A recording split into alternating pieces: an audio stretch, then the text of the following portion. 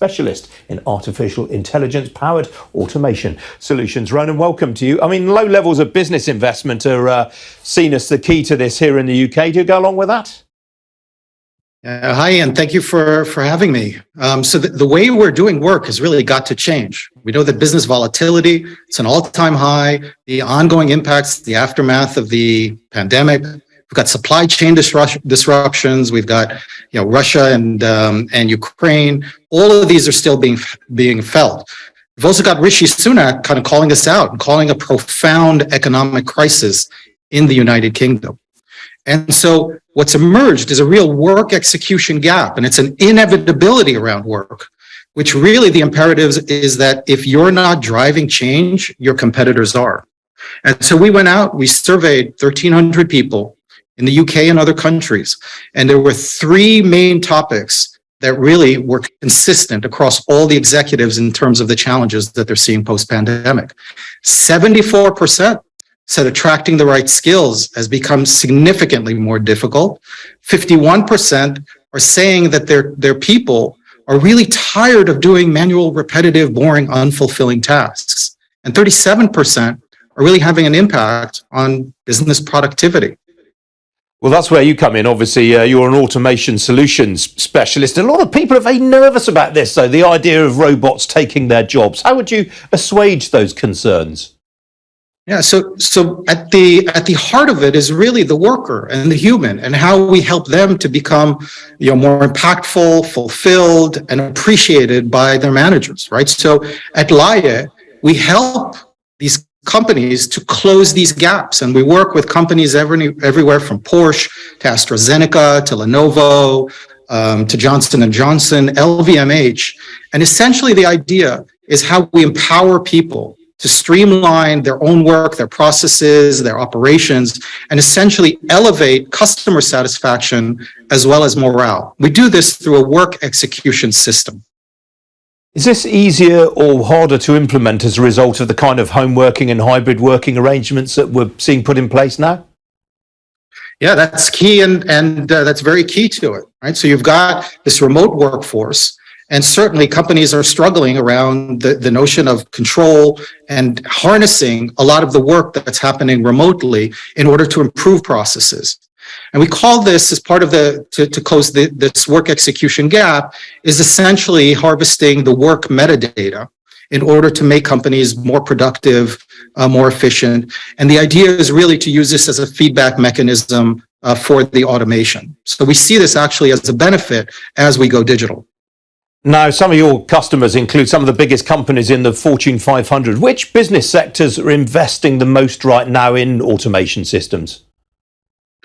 So it's really almost across the board, because what we're seeing is that these Uber trends around great resignation and quiet quitting are directly affecting productivity. So that same survey showed that 62% were concerned about productivity and 37% around the loss of revenue. And over a quarter are really seeing this as hugely competitive. We see this really across industries, whether you're in retail or healthcare or financial services or logistics. This is just becoming a dire imperative that all companies must embrace in order to close this gap. All right, Ronan, we had to leave it there. Appreciate you joining me today. Thank you. Thank you, Ian. Still to come here on Ian King Live. We're going to have a look at how the markets are doing on this first day of November. Don't go away.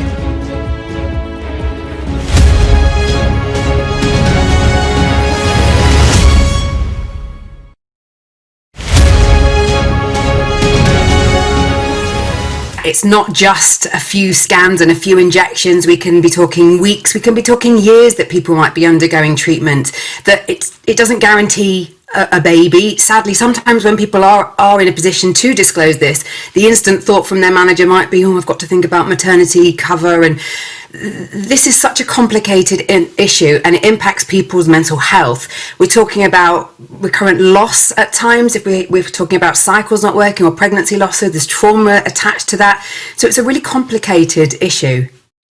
The findings from Zurich showed about how 1 in 5 women just talked about how difficult it was balancing the treatment. It's like a full-time job in itself because you've got regular scans and appointments. You're getting calls from the clinic if you're going through fertility treatment, telling you whether things have been successful. And if you're, in a meeting or you're in an open plan office, these are really significant life-changing conversations that then you have to have your game face on at work and be able to carry on with your job. And so what we really want is that understanding of how significant this is. Everybody should have a right to have a family, and we want employers to understand the route that people sometimes have to have is with the assistance of fertility treatment. It's so key that there is this understanding that the treatment does need to be supported. This isn't like having a dentist appointment or a doctor's appointment. You're talking about a series of appointments, and if you are in a relationship and you want your partner with you, they should be able to go too.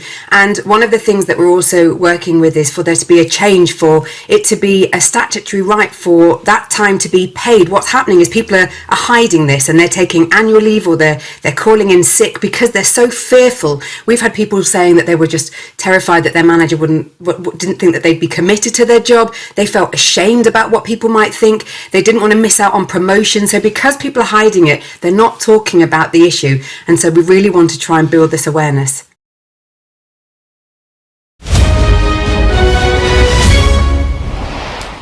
Unverified claims on social media that China is preparing to ease COVID restrictions and ease border controls next year helped stocks in the Asia-Pacific region to make a solid start to November. Overnight, the Hang Seng in Hong Kong rose by 5%, more than 5%, and Shanghai rose by more than 2.5%, with Tokyo, Mumbai and Sydney also finishing higher. Well, in Europe, stocks have also made a solid start to the month. There's the current picture. All of the main indices up by more than 1%, and in the case of the MIB in Milan, nearly 2% higher. Well, here in London, it's a similar story. The FTSE 100 is very much in positive territory. In fact, that is a 7-week high right now, just over 7,200. Mining, financial and consumer stocks are leading the way. It's a pretty broad-based rally, that must be said. Leading gainer, look at that. Ocado, the online grocery retailer, leading blue chip gainer, ahead by some 36% nearly after announcing a tie-up with South Korea's biggest grocery retailer. Other gainers in the FTSE this morning include Prudential, the insurer. That's from some 4% ahead. That's in sympathy with the rally seen in Hong Kong. The Pru, of course, mainly a Asian-based business these days. While Rolls-Royce, the aircraft engine maker, the share's up 2.5% there. That is on growing hopes of a strong pickup in air travel. Meanwhile, Sainsbury's also up by 2.5%. They have half-year results out tomorrow. A handful of fallers, I mean, there literally are only a couple of them in the FTSE right now, but Rentokil Initial is off by 4.25% right now on a trading update. Outside the FTSE, the oil services provider Wood Group, the share's up there by 11.75%. That's after it received a push from one of the brokers. But the interdealer broker TP ICAP, the share's off there by some 2.5%. That's on its latest results and trading update.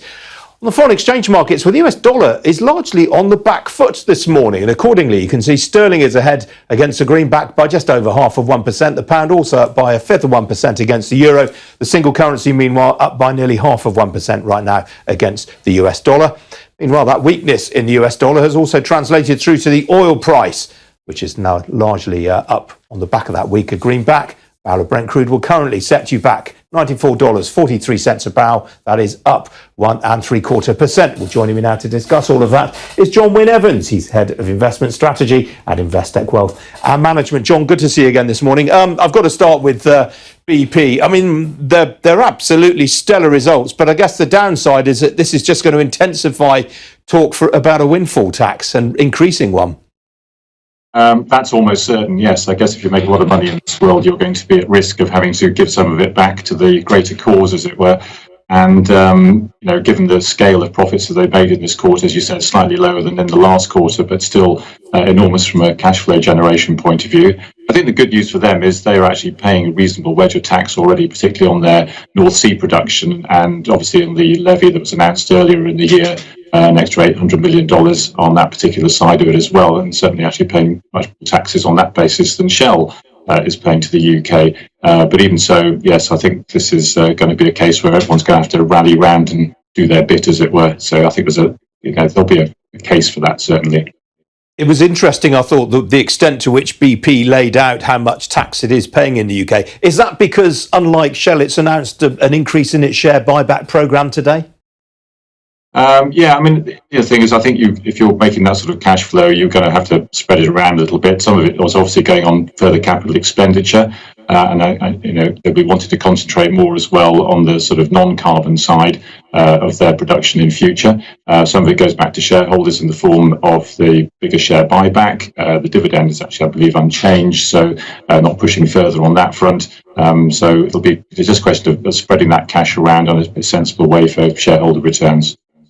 Now, obviously, we're nearly through the end of the Q3 earnings season in the US. The big story thus far seems to be this sort of larruping that tech stocks have received. Have there been any other features that have caught your eye? Yeah, I mean, I think in terms of the tech stocks themselves, it was quite interesting because they all had slightly different things to say, but they all get lumped together as if they're a sort of homogeneous group, as it were. And when you put a label onto them, like the FANGs or whatever, it makes it look like they're all the same. But if you look at Alphabet's results, they were more affected by slowing down in advertising revenues. If you look at, for example, Meta in particular, the actual underlying sort of profitability was okay in the businesses, but it was all about the investment they're going to be making in the metaverse and some uncertainties about what returns they'll get on that. And Amazon was talking more about consumer demand. So they're all, different nuances of those particular businesses. But I think the fact that they all came in the same week and were all, weak was quite impactful. And yet, even in spite of that, the market overall in the US was up last week. So I think people are really starting to kind of look through these uncertainties and now focus a little bit more on what's going to happen this week, obviously, which is much more about the central banks and particularly the Fed tomorrow and the expectations or hope, perhaps, that there might be some sort of dovish pivot of some variety. Absolutely. Well, and that's a very, very good point, because overnight we've had a policy decision from the Reserve Bank of Australia and they didn't tighten by as much as the market was expecting. I think this time around, I think the market was expecting they wouldn't be quite so big this time. Obviously, it was the last meeting where they were expected to do 75 basis points and they did 50. So I think 25 this time was more in line with expectations. But the big one is obviously tomorrow with the FOMC. And it's remarkable. We've seen one kind of scenario analysis from one investment bank suggesting that if the Fed only raises rates by 50 basis points and has a dovish commentary with that, which they admit is a low probability outcome, then they said the S&P 500 would.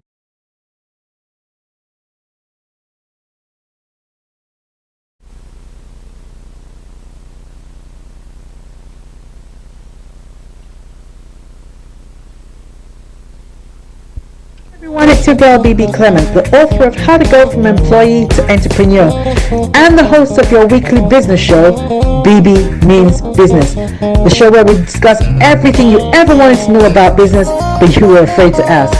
How do I start my business? How do I raise the finance? How do I grow my business? Where am I going to find my customers? Join me every Tuesday at 1:30 p.m. on Starr Radio UK to get all the information and tips that you need to become a successful entrepreneur and become financially free. Remember, don't let life dictate to you. Rather, put your signature on life. Hi guys, this is your friend Uruj from SendWave. SendWave is a money transfer app that is used by people all over the world to send money to their loved ones in Africa. With SendWave, you can send money to Ghana, Nigeria, Kenya, Uganda, and Tanzania. And the best part is, SendWave is absolutely commission free. Our exchange rates are excellent. You can see for yourself by checking them out on our website. So how do you use SendWave? SendWave is an app that you can download onto your phone from the App Store or Google Play Store. The app is free to download. After downloading it, just open the app and enter your name, email, and phone number. That's it. You're good to go. Make sure you use the promo code SR, S for Star, R for Radio. This promo code will give you £5 free credit to send to Africa on your first transaction. Your money will be delivered to your recipient within seconds. Feel free to call me on 0749 7377 647 at any time. I'll be happy to tell you all about SendWave and help you in any way I can. Remember to use the promo code SR for £5 free credit. Medasse. Check me out. He tells me my energy is making him tired. Yes! How do you get the energy to do I've been told that I have a lot of energy, but my goodness, I think today I have met my match, people. I have met my match, Miss Suzanne. Wow, amazing. One of the things that's the start of the darkness. Hole of darkness. what did that? Myself and the Wagner Jumps. And 2019, Forget the proverbial boardroom. Join me, Simone Frazier, on The CEO, the program that gives you the driving seat over your life. Every Tuesday, 8 p.m. only on Starr Radio.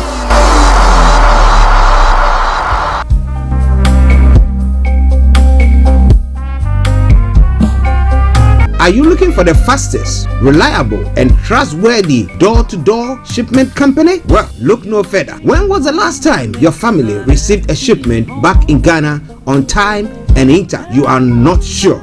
Well, Lamb Shippers, we pride ourselves with being the fastest, reliable, and trustworthy shippers you can use. You are assured of a prompt pickup anywhere in the UK by our personnel. They also make sure your items are well packaged to get to its destination in time. When it comes to door-to-door shipment, look no further.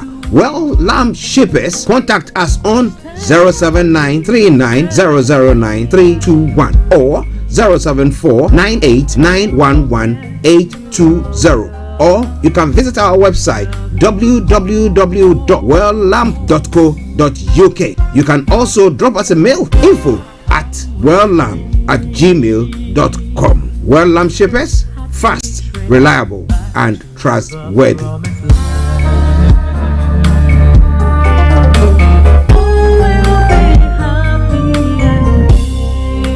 Hi there.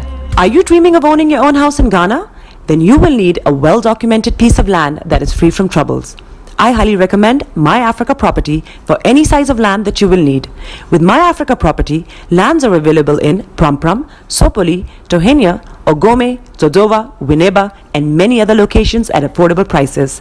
These locations are about an hour away from the airport, only 35 minutes from the motorway, 10 minutes drive from Central University College, 10 minutes drive to the beach, and close to Pram Senior High School and Ghana Men's Soccer Center of Excellence. For more details, visit our website www.myafricaproperty.com or call our UK office on 0208 123 2523. For our US and Canada offices, call us on +1 585 184 994145. You can also email us at ghana@myafricaproperty.com. Tune in to On Point here on Starr Radio UK with Empress Regina every Monday at 5 p.m. GMT. Looking forward to your company. Getting onto the property ladder has never been easy until now. Join us this and every Thursday from 7 p.m. to 8:30 p.m. live on the Property Hour Show on Starr Radio UK, where we talk to mortgage brokers, property developers, estate agents, landlord, tenant, property consultants on how to invest or get into the property business and make money. You can't afford to miss this. The Property Hour Show is your best source into the property industry. The best radio show. Broadcasting worldwide, online 24/7. All around the world. In your car. At work. At home. On your smartphone. Hi everyone, it's your girl BB Clement, the author of How to Go From Employee to Entrepreneur and the host of your weekly business show, BB Means Business, the show where we discuss everything you ever wanted to know about business but you were afraid to ask. How do I start my business? How do I raise the finance? How do I grow my business? Where am I going to find my customers? Join me every Tuesday at 1:30 p.m. on Starr Radio UK to get all the information and tips that you need to become a successful entrepreneur and become financially free. Remember, don't let life dictate to you. Rather, put your signature on life. Hi there, this is CJ Buckman, your life coach. And whenever I'm in London, I listen to Starr Radio UK right here. But guess what? You can listen to wherever you are. Body is your ma. Bekutu, show them you got the cocoa set. Ladies and gentlemen, it's your boy Harry Song, aka Mr. Songs. This is the Kingmaker Baba for the girls. We're here. This is Starr Radio. Don't go nowhere. UK, London. We they call them London for home. We're here. We they call them London. And I said, you know, just have fun and stay blessed. The best radio show. Broadcasting worldwide, online 24/7. All around the world. In your car. At work. At home. On your smartphone. This is Starr Radio UK. Are you ready to turn it up? 10, 9, 8, 7, 6, 5, 4, 3, 2, 1. Birds flying high, you know how I feel. Sun in the sky, you know how I feel. Breeze drifting on by, you know how I feel. It's a new dawn, it's a new day, it's a new life for me. And I'm feeling good. Hey there, this is Archie, and it's Starr Radio UK and the morning show.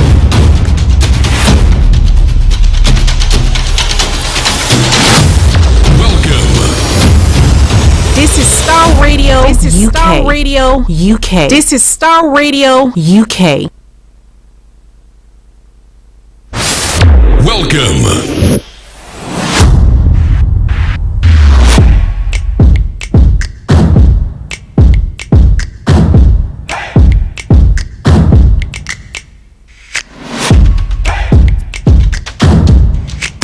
Broadcasting worldwide, online 24/7. Enlighten your day with Starr Radio.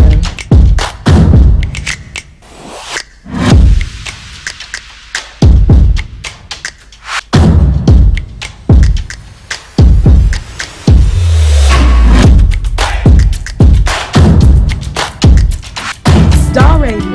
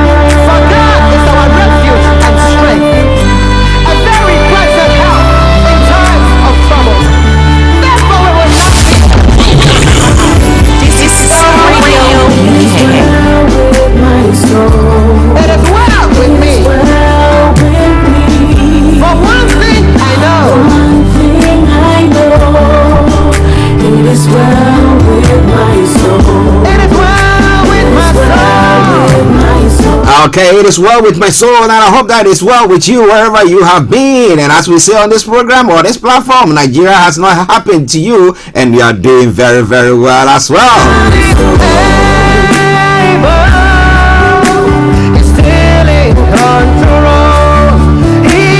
Today is the first day of the 11th month of the year 2022. That is the 1st of November 2022. With a time now 10:37 from the hearts of London.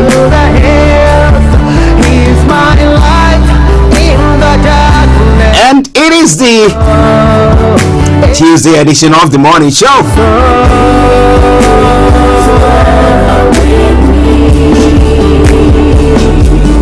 So wherever you are, I want to say thank you very much for joining in. But do me a massive favor, go one step further, share the broadcast with your friends and loved ones, and invite them to like our pages. One thing I know,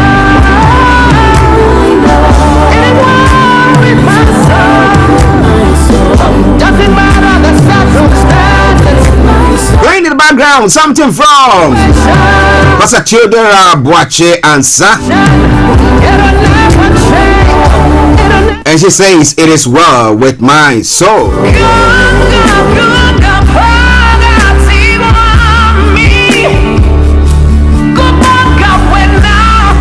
He's featuring Nick Vanny. But once again, welcome to the program. I remain yours sincerely, the one and only. is the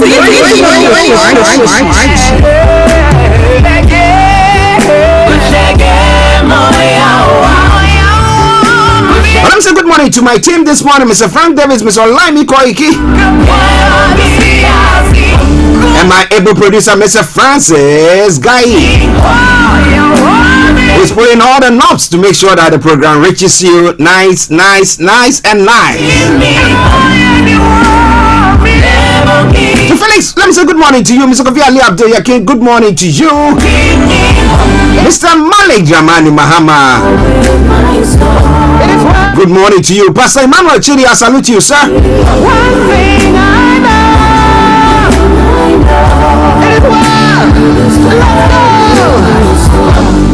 share the broadcast with your friends and loved ones and invite them to like our pages, as I've said earlier on. To my listeners in the Americas, those of you in Europe, those of you in Asia, those of you in Australia and on the African continent, I salute you all. Especially those of you in Nigeria, those of you in Ghana, those of you in Senegal, those of you in Gambia, South Africa, Uganda, Kenya. Of course, wherever you are listening to us from, I salute each and every one of you.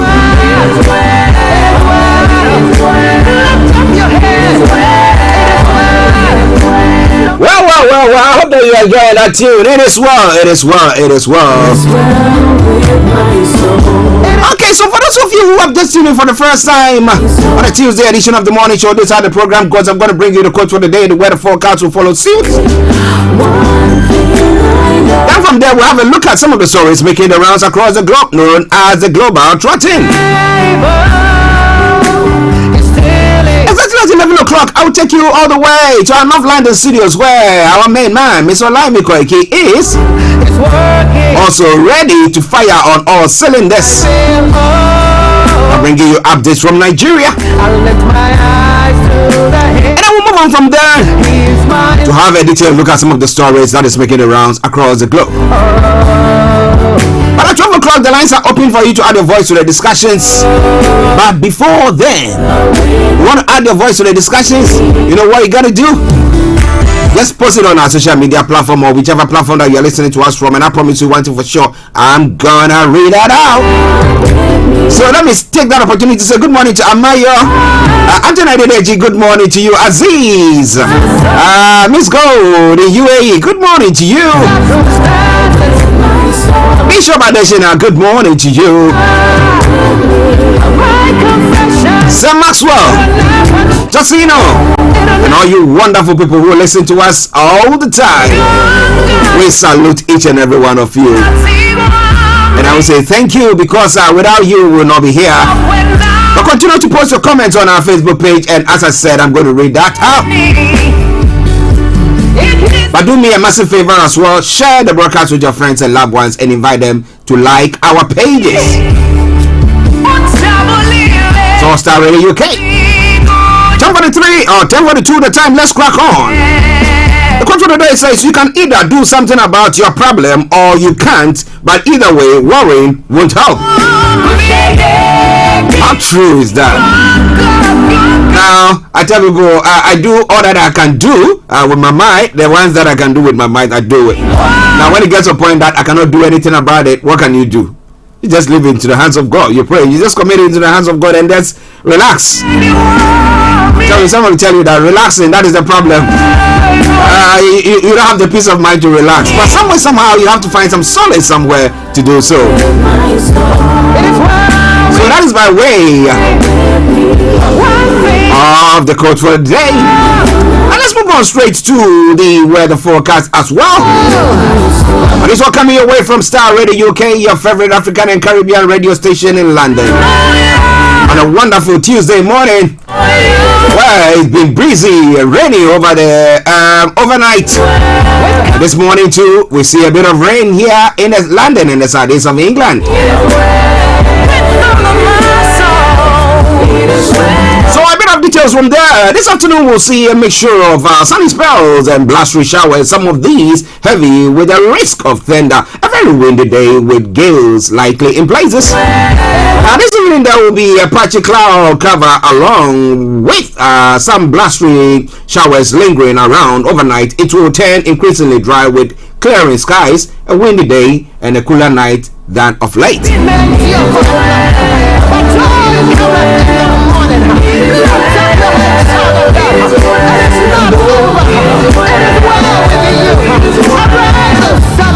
Wow, the top temperature is going to be 15 degrees and the lowest is going to be 9 degrees.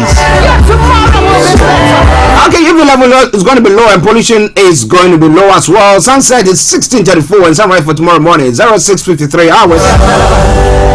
Okay, so that brings us to the end of the weather forecast. We're going to take a quick break, and once we come back, I'll bring you the travel updates. It's now 10:44 up into 10:45. Stay tuned and don't go away.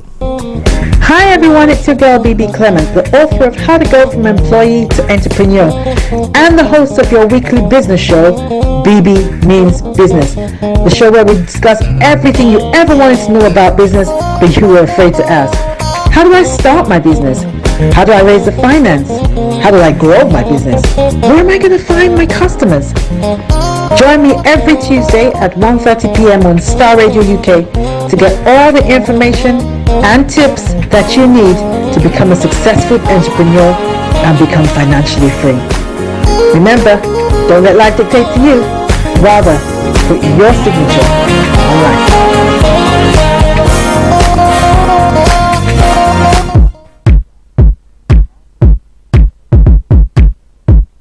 This is Starr Radio UK. Okay. Keep your eyes on the roads. So we'll keep you navigated. I promise our bond. Yesterday, I want to talk about the day. It's not great luck. Yesterday, what the roads were actually vacant virtually in Lagos.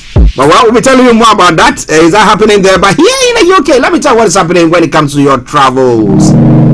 Now, on the underground this morning, the district line has got minor delays between Tower Hill and Upminster eastbound, only while they fix a signal failure at Barking. Good service on the rest of the line. Now, when it comes to Hammersmith and City lines, there are severe delays while they fix a signal failure at Barking. So that is having an effect on the Piccadilly line. No service between Rayners Lane and Oxbridge due to poor weather conditions. Good service on the rest of the line. The Metropolitan line and the remainder of the Piccadilly line will not be affected by the temporary suspension. That aside, all the others have got good service.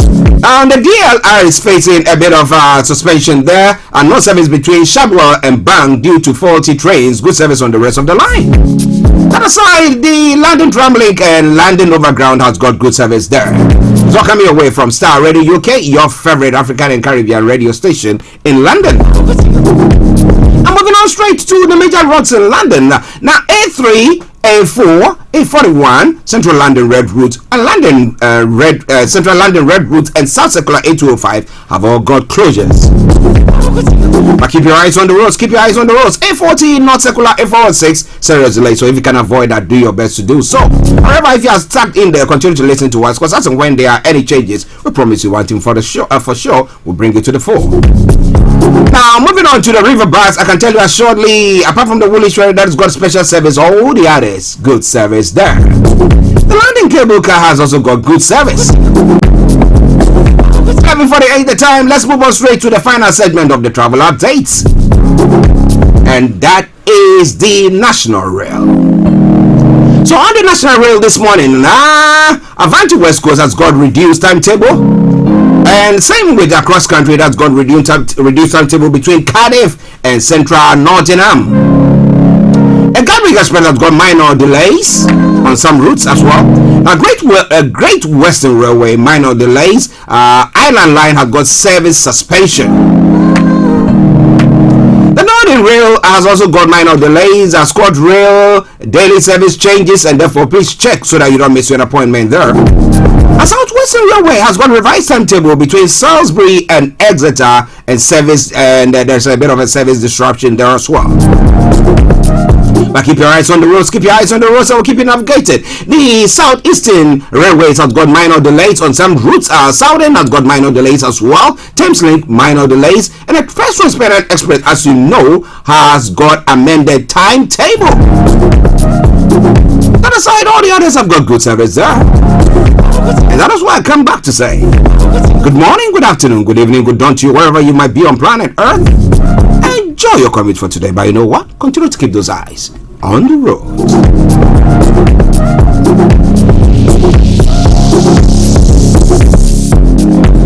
Hi everyone, it's your girl BB Clement, the author of How to Go From Employee to Entrepreneur and the host of your weekly business show, BB Means Business, the show where we discuss everything you ever wanted to know about business but you were afraid to ask. How do I start my business? How do I raise the finance? How do I grow my business? Where am I going to find my customers? Join me every Tuesday at 1:30 p.m. on Starr Radio UK to get all the information and tips that you need to become a successful entrepreneur and become financially free. Remember, don't let life dictate to you. Rather, put your signature on life.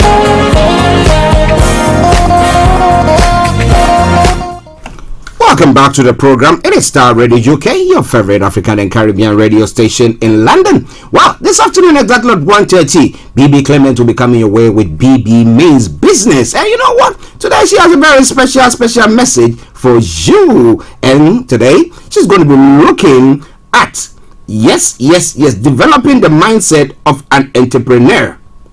If you want to build a successful, sustainable business. And she is saying you need this. Okay? At times business goes pear-shaped and then your mind starts going pear-shaped as well. But if you listen to this program, it will inform you and equip you, and you'll be able to go through things like no man's business. All right then. So let's now come back to the program and let's look at what is happening across the globe on the global trotting. So let's quickly move on. Now, on some of the stories making the rounds this morning across the globe. Yes. When it comes to Nigeria, a few ones that Mr. Olayomi has posted that we're going to be looking at in the next few moments. Let me bring that your way. Well, information coming to President Muhammadu Buhari arrives in London, United Kingdom for a routine medical checkup. The president is to return to the country in the second week of November. Okay. Now, the Lagos State Police Command on Tuesday morning confirmed the death of Ifeanyi Adeleke, son of popular musician and music artist Davido, and his fiancée Chioma Roland. And as we also do here, that we know that they all listen in, we say may his soul rest in perfect peace. And then terror alert. The federal government reassures Nigeria and pushes back against US and UK. It says that that statement that they made was not necessary. They shouldn't have made that statement. But if they are looking at their security and all the intelligence that they've gathered, and they are telling you that this is something that is supposed to happen, well, the federal government says chill out, nothing to worry about there. How camouflage wearing gunmen kidnap us on Lagos Ibadan Road? A victim is saying, we're bringing you more on that front, and a lot more stories making the rounds there as well. Will the 2023 election even hold at all? Well, the Yoruba elders, I bet you that's the Ferry, going to support Tinubu, and some of them are saying, no, we didn't say that we want to support Tinubu. A lot more going to be coming from there, so don't you go away. Exactly at 11 o'clock, we'll have Mr. Olayomi coming in to bring you updates from Nigeria. Now, in Tanzania, rapid population growth is a worry to the authorities there. People are just producing or reproducing. Well, somebody tell you that, well, when you read the good book in Genesis, God said what? He said, reproduce, produce, and fill the world. So people are doing that. They are doing the bidding of God. What about that? Well, but it's bringing about worries to our leaders there. And the problem that you ask yourself, or the question that you ask yourself is, do they actually have statistics? Do they use statistics to actually do anything, to work or to plan for the future? Or we just look at same thing? So the roads that our colonial masters built for us, that same thing, that's what we are looking at. And that, about that particular time, how many were we in that country? Well, we'll be looking more into that. And Somalis donate blood for victims of Saturday's deadly train bombings.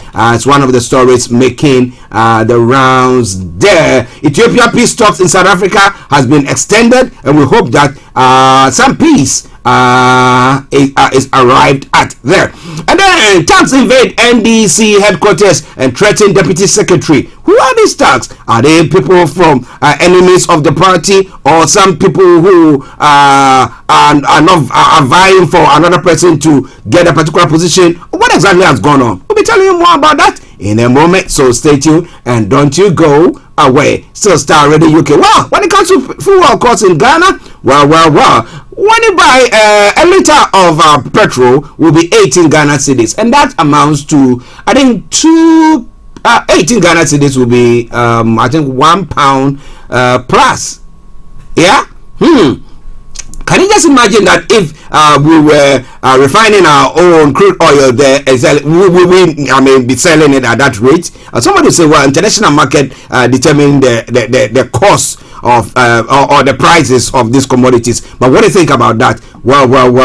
But the government is saying, cool it. Don't worry about anything. Everything's gonna be all right. Well, but money sang that, it's no more. So what about that? Okay, lots more we're going to be looking at when it comes to that front. It's all coming your way from Starr Radio UK, your favorite African and Caribbean radio station in London. What do you think about difficult or challenging times when we have the public or some workers going on strike or demonstrating? Well, force government to yield to terms of payment tomorrow. That's what the Public University Workers Union is saying to the NLC. We'll be looking at that. How would, government is saying, look, we are already on our knees.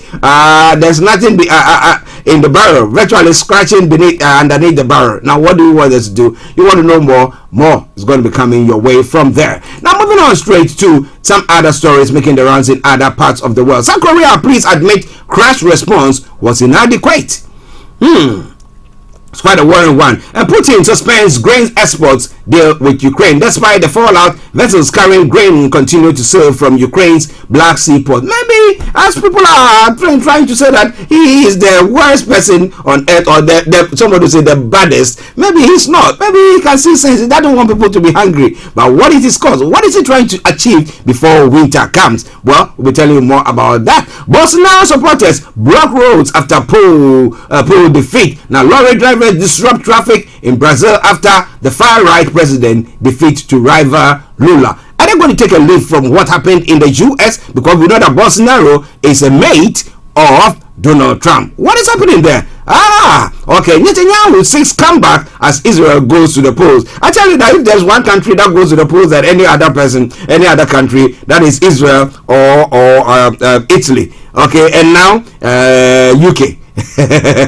well, we don't go to the main polls, mini polls. Well, they'll be having theirs, and we'll be bringing more to you from that front. Starr Radio UK. Now, we must be careful with migrant language. Well, the Home Secretary said they are invading. They are invading our territory now. So if they are invading, we have to resist them, right? That's what it means. Okay, we'll tell you more about that. And Treasury warns of tax rises to fill financial hole. So get yourself ready, buckle up, tighten your belt, and let's see what is going to happen. Let's take a break. And once we come back, we'll bring you Mr. Olayomi. But this is a song from the new song PIWC or Doko in Accra, Ghana. It's a love medley, part 1. Enjoy.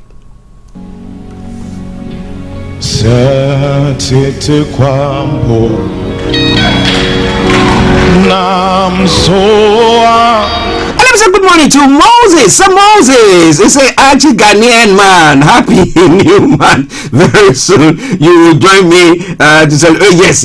I told you, I am a Yoruba man now, you know. All right then. So enjoy the music and then we'll come back to you. Stay tuned. Come on.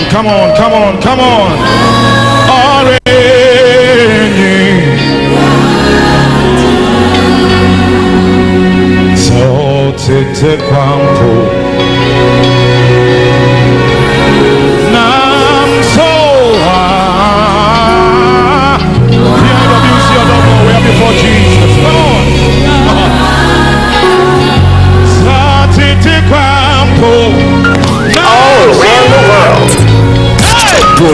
worldwide online 24/7.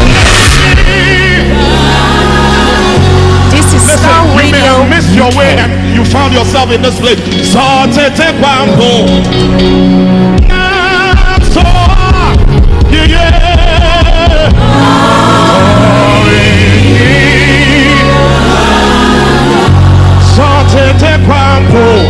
Hey, maybe you don't understand the song.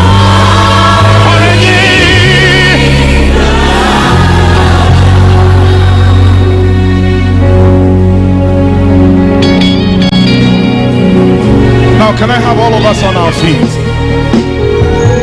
The whole place is an altar. This is Starr Radio. Come on. We want to lift our worship unto Him. The one who has called us, picked us from the miry clay.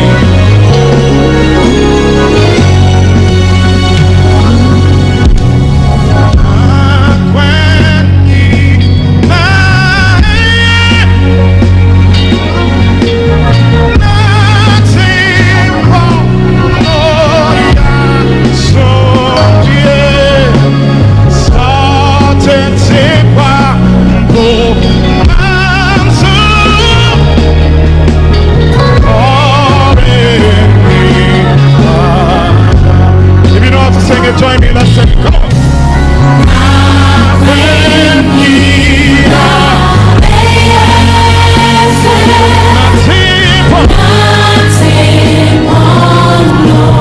Okay, listen to Starr Radio UK. Oh, yeah, at Happy New Month. Happy New Month to you all. And once it's on running around says, well, Yoruba Nation is coming soon. Archie Baba Ghana. Yes, you see, honorary Yoruba citizen. Okay, something from the new song. The last song in Tree.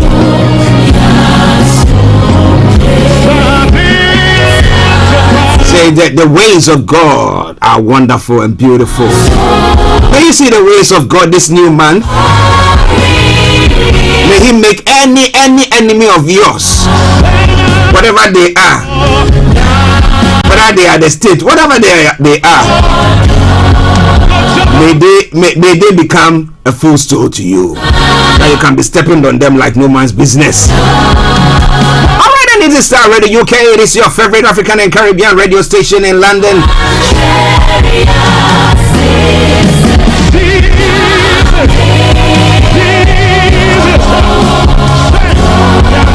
Let's take a quick break, and once we come back, we'll be bringing you Mr. Olayomi with all the updates that is making the rounds from Niger. So stay tuned, don't you go away. Starr Radio UK, your favorite African and Caribbean radio station in London.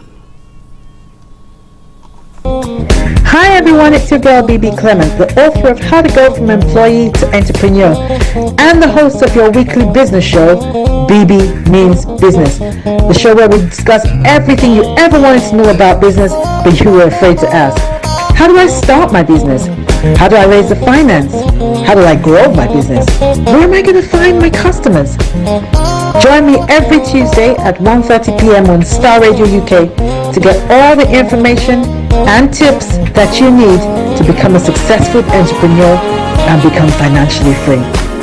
Remember, don't let life dictate to you. Rather, put your signature on life.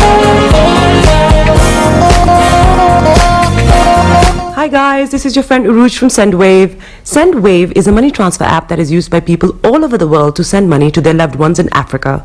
With SendWave, you can send money to Ghana, Nigeria, Kenya, Uganda, and Tanzania. And the best part is, SendWave is absolutely commission-free. Our exchange rates are excellent. You can see for yourself by checking them out on our website. So how do you use SendWave? SendWave is an app that you can download onto your phone from the App Store or Google Play Store. The app is free to download. After downloading it, just open the app and enter your name, email, and phone number. That's it. You're good to go. Make sure you use the promo code SR, S for Star, R for Radio. This promo code will give you £5 free credit to send to Africa on your first transaction. Your money will be delivered to your recipient within seconds. Feel free to call me on 0749 7377 647 at any time. I'll be happy to tell you all about SendWave and help you in any way I can. Remember to use the promo code SR for £5 free credit. Vedasse. Check me out. He tells me my energy is making him tired. Yes! How do you get the energy to do I've been told that I have a lot of energy, but my goodness, I think today I have met my match, people. I have met my matchless Suzanne.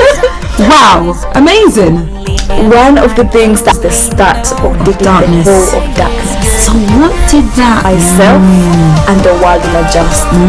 And 2019. Forget the proverbial boardroom. Join me, Simone Frazier, on the CEO, the program that gives you the driving seat over your life. Every Tuesday, 8 p.m. only on Starr Radio.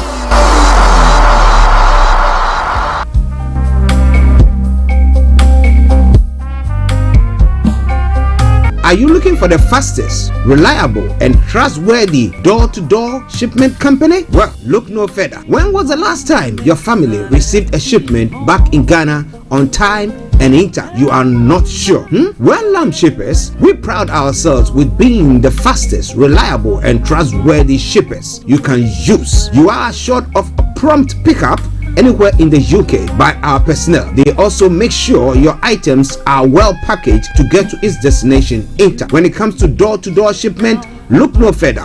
Well, Lamb Shippers, contact us on 07939009321 or 07498911820. Or you can visit our website www.welllamp.co.uk. You can also drop us a mail, info@welllamp@gmail.com. Well Lamp Shippers, fast, reliable, and trustworthy.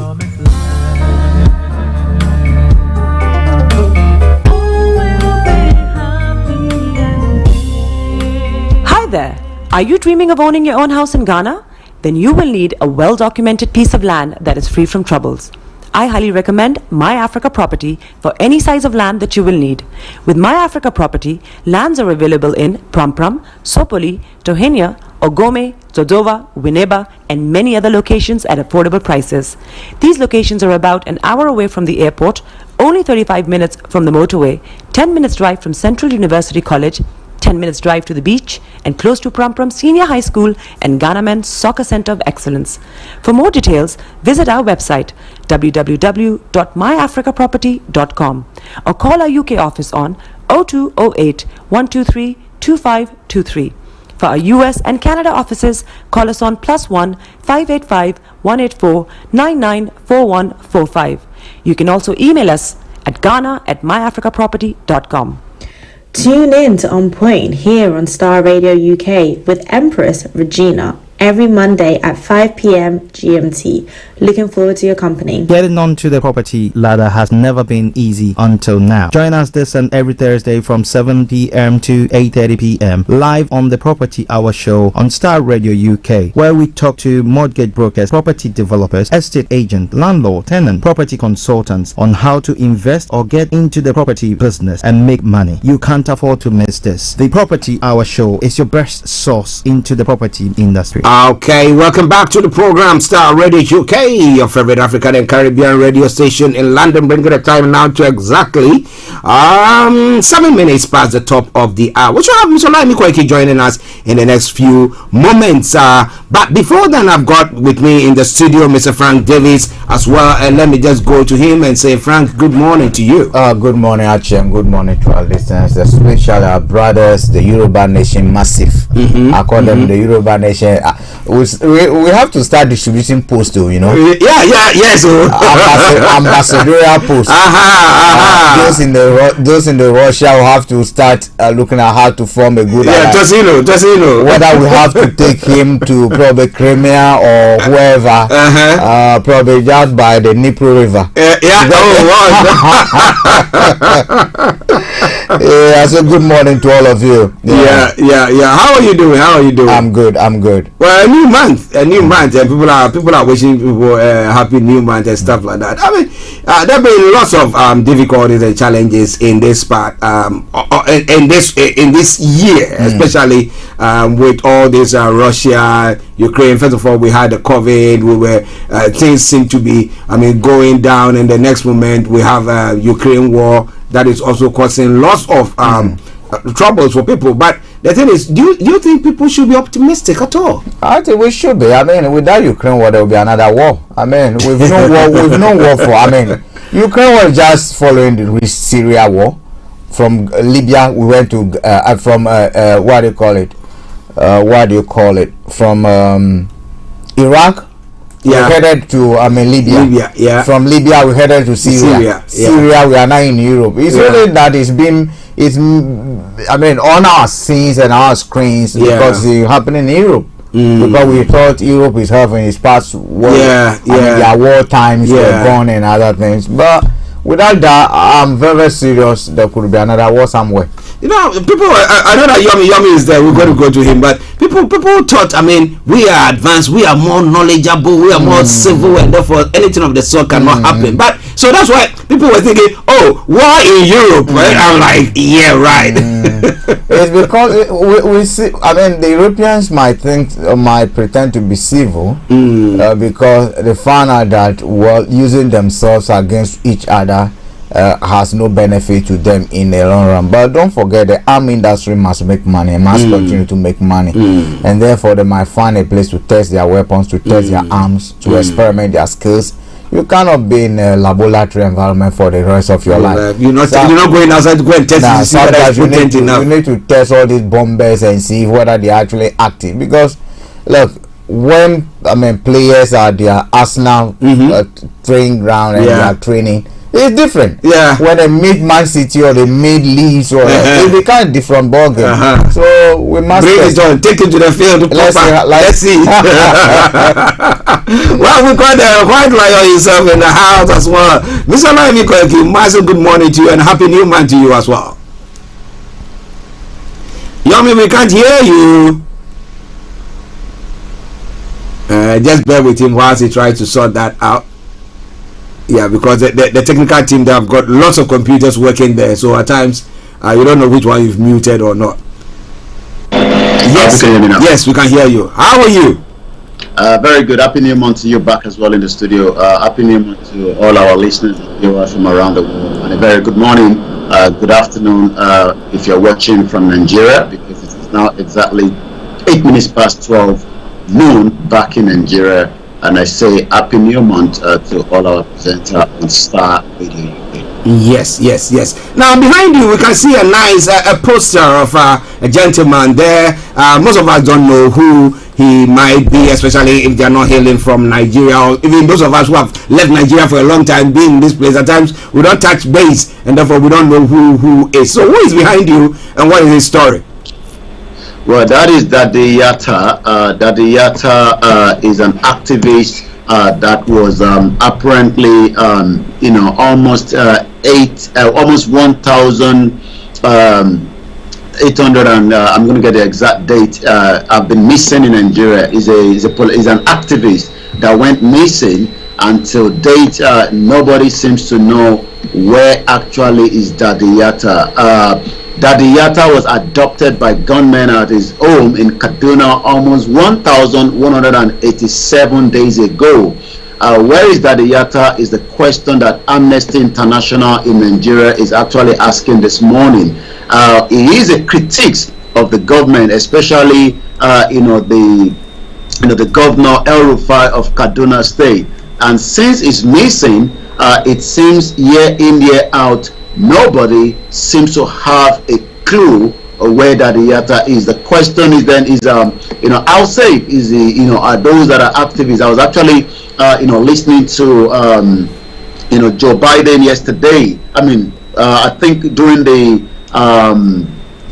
the United Nations Security Council, the United Nations General Assembly that took place some few months ago. And if we just, listen to a bit of what Joe Biden say, and that will just give us an idea the danger that the people are facing around the world. Let's take a listen to what Joe Biden literally had to say, during that, conversation, that took place as we're getting that ready. Once again, this is Star Radio UK. I'm going to come back again to you in the studio where we prepare the Joe Biden speech that we might be able to play for our listeners. It is not just in Nigeria, it's not just in Ghana. It is almost everywhere in the world, from Iran, where human rights is becoming a very big problem, for so many indigenous people, the activists, and so many as well across the globe. But like I say, Daddy Yatta is now been missing almost 2,000 days ago now, and as we speak right now, nobody seems to know where Daddy Yatta is currently as we speak. And I guess we have that ready. Let's listen to Joe Biden. Achievements stands the Universal Declaration of Human Rights, which is the standard by which our forebears challenged us to measure ourselves. They made clear in 1948, human rights are the basis for all that we seek to achieve. And yet today in 2022, fundamental freedoms are at risk in every part of our world, from the violations in Xinjiang, detailed recent reports by the Office of UN High Commissioner, to the horrible abuses against pro-democracy activists and ethnic minorities by the military regime in Burma, to the increased repression of women and girls by the Taliban in Afghanistan.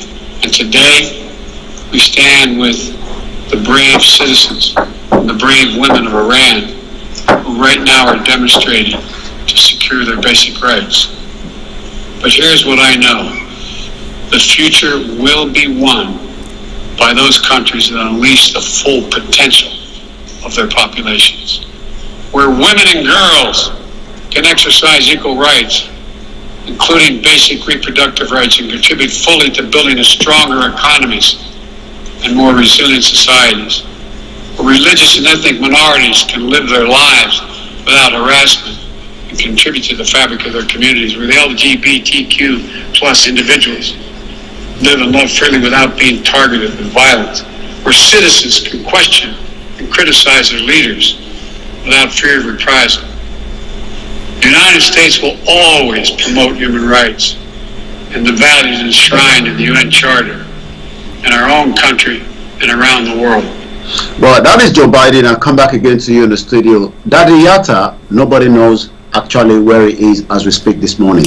That is quite a worrying situation there. I mean, this person it wasn't like he was traveling on the road and then maybe he was abducted there. But this, in his own home, people came to abduct him. Now, so is the government trying to say that they don't have any clue, or they might just leave him in the bag, their own bag, and therefore, Frank? Archie, the security authorities forces can do anything, the government can do anything. Is it that they are directly involved or they have failed the citizens? Whichever way, you can't exonerate, you can't take that with the government.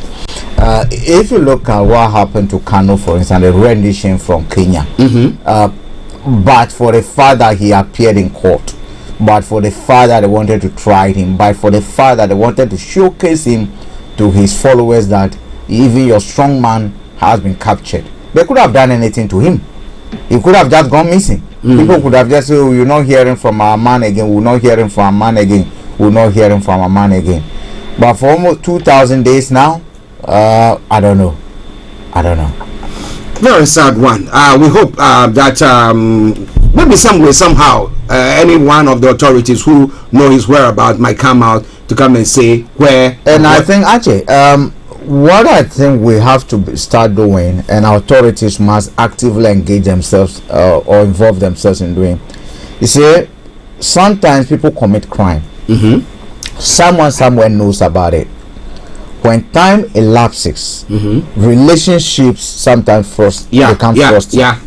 That is why in this country you see after years, people then come to appeal to others He said, look, you might have been the best friend of this. Probably he's gone after your girlfriend. It's time.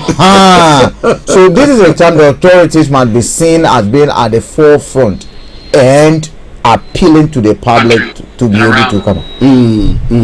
Okay. Listen, it is Star Radio UK. I'm Mr. Olayomi in our North London studios. I have Mr. Frank Davis with me in the studio. I'm Archie. Now, let me acknowledge a couple of people and then we move on to the story that is making the rounds in Nigeria. Today's Muyiwa Osiniga. Yes, thumbs up to you as well. Now, Moses Online says, yeah, this is one of the missing persons for nearly 4 years now in Nigeria. Perhaps he may have been murdered by the barbaric Taliban descendants. Now, Suleiman Yusuf say good morning to you all and happy new month to you. Happy new month to you. Continue to send your posts to us, and I promise you one thing for sure. I'm going to read that. Okay, but now let's go to some of the stories that is making the round this morning that we are bringing to you. Now, let me take it from here. The Nigerian president who is now in town here in the UK has said that it was irresponsible for the US and the UK to come out with that information that there is a security threat or there's a terror threat in the federal capital. Now, why is he saying so? Well, the president arrived early hours this morning. We're going to get that image, in just about a few minutes, to all our listeners, across the globe. You're quite right, as we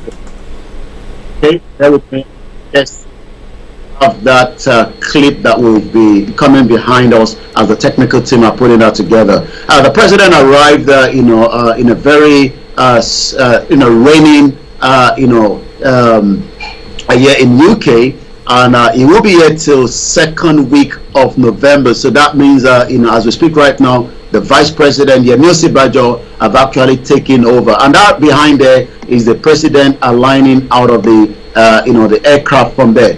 Terror alert. The federal government is reassuring Nigerians push back against the United States of America and the UK, even though as the US continue evacuation out of the Abuja with their staffs and their family. Against the backdrop of this terror alert issued by the United States and the United Kingdom last week, the federal government now yesterday assured Nigeria to go about their lawful businesses as the country is safe and secure. Who is actually giving all this information? Remember that the president has arrived, as you can see behind me, but apparently the president held a joint meeting with the security emergency in Abuja. The federal government dismissed the security advisory, describing them as false, insisting that it was irresponsible to give signal of heightened insecurity in the country when there was no basis for it. The question then is, who is right? Is America right to give us information, or are they right to evacuate their citizens in a country that is no longer safe for them? Is United Kingdom right to allow issue of security threat, or is Nigeria actually right? And this takes me back again to some of the conversation that was held here in UK in 1953 during the first constitution that was put together for Nigeria by Oliver Leighton, where there was a serious debate about this constitution, and there were questions in the House of Lords. Let me give you a background to that. On the 21st of May 1953, the Secretary of State then, the colony, Mr. Oliver Leighton, with your permission, Mr. Speaker, and the permission of the House, I should now like to make a statement on Nigerian constitution. And there were a lot of challenges, and I'm just going to go to the question that was raised by one of those in that House of Commons debate in 1953 by Griffins. My question is whether central and regional minister and political parties had been invited to this country.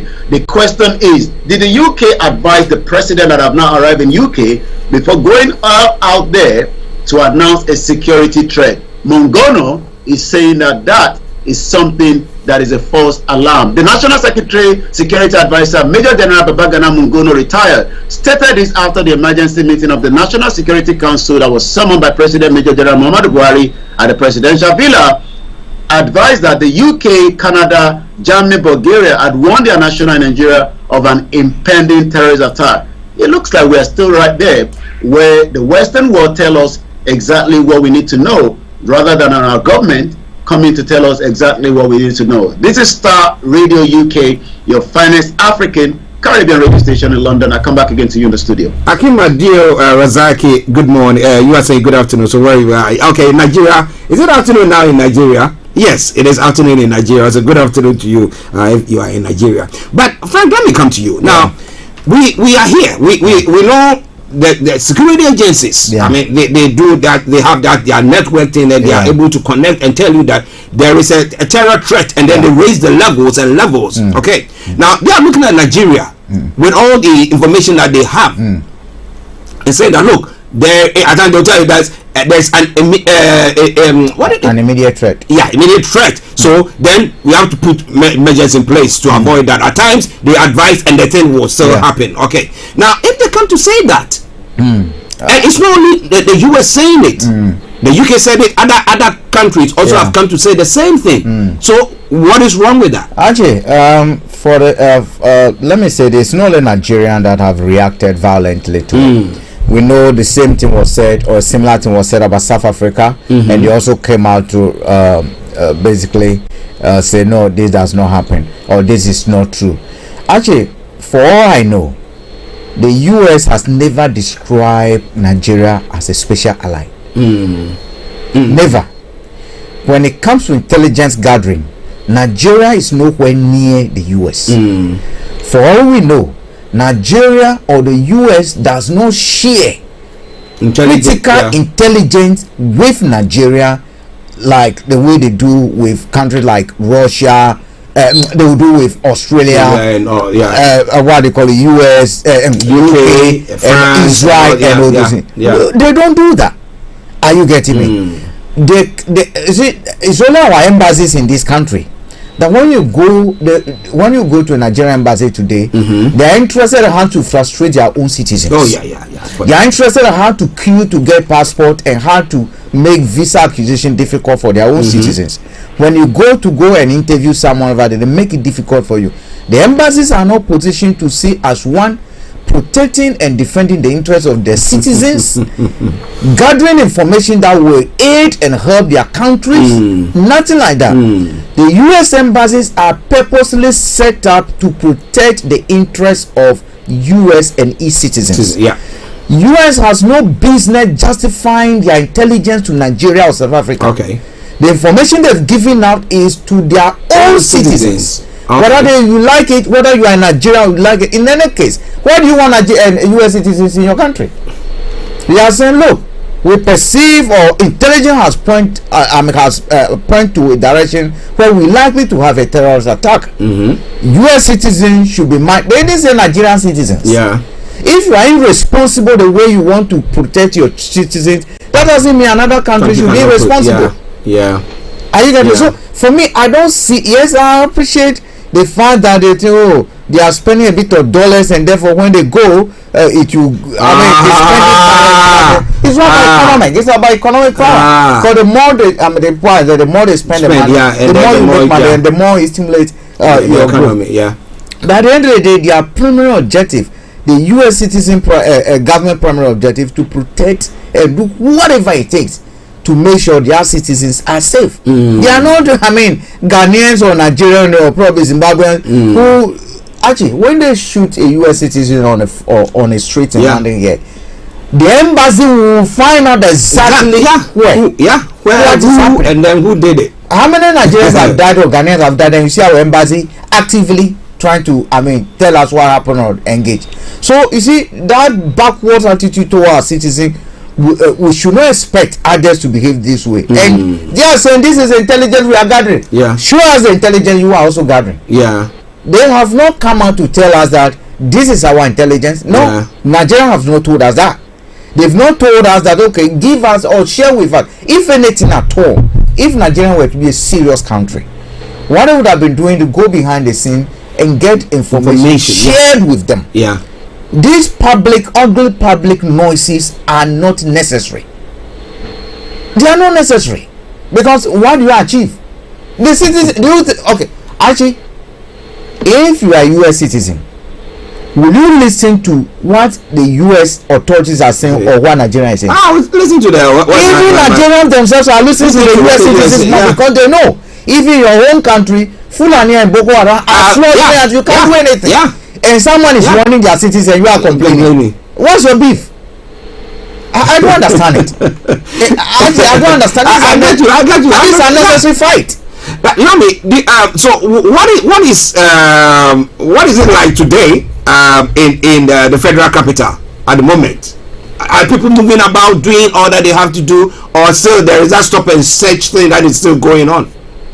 Well, as of this morning, there is still, heightened, insecurity in Nigeria, especially in Abuja, where Abuja remain, the focus point. It's not just Abuja. There is a lot of concern that also Lagos State and some other cities as well.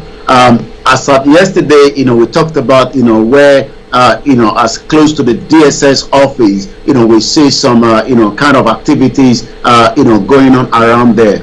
We are getting a lot of information. Remember that news are quite a little bit delayed, but there is evidence that, in the northern part of the country, there has been a kind of fight between, the terrorists and likewise the military, in some of the barracks as well. So as we speak right now, this morning, just as we are monitoring the situation, Abuja is still a very, very height, when it comes to the insecurity as well. And let us just remind us again, just what, the late Dr. Malafia Obadia, actually told us, before he died, last year. He gave some very, very strong, evidence that there is, what we can call negligence of the government from not taking the nip on the bud. This is what he had to say before he died. And the truth. And let me make some revelations, because some of us also have our own intelligence networks. Okay.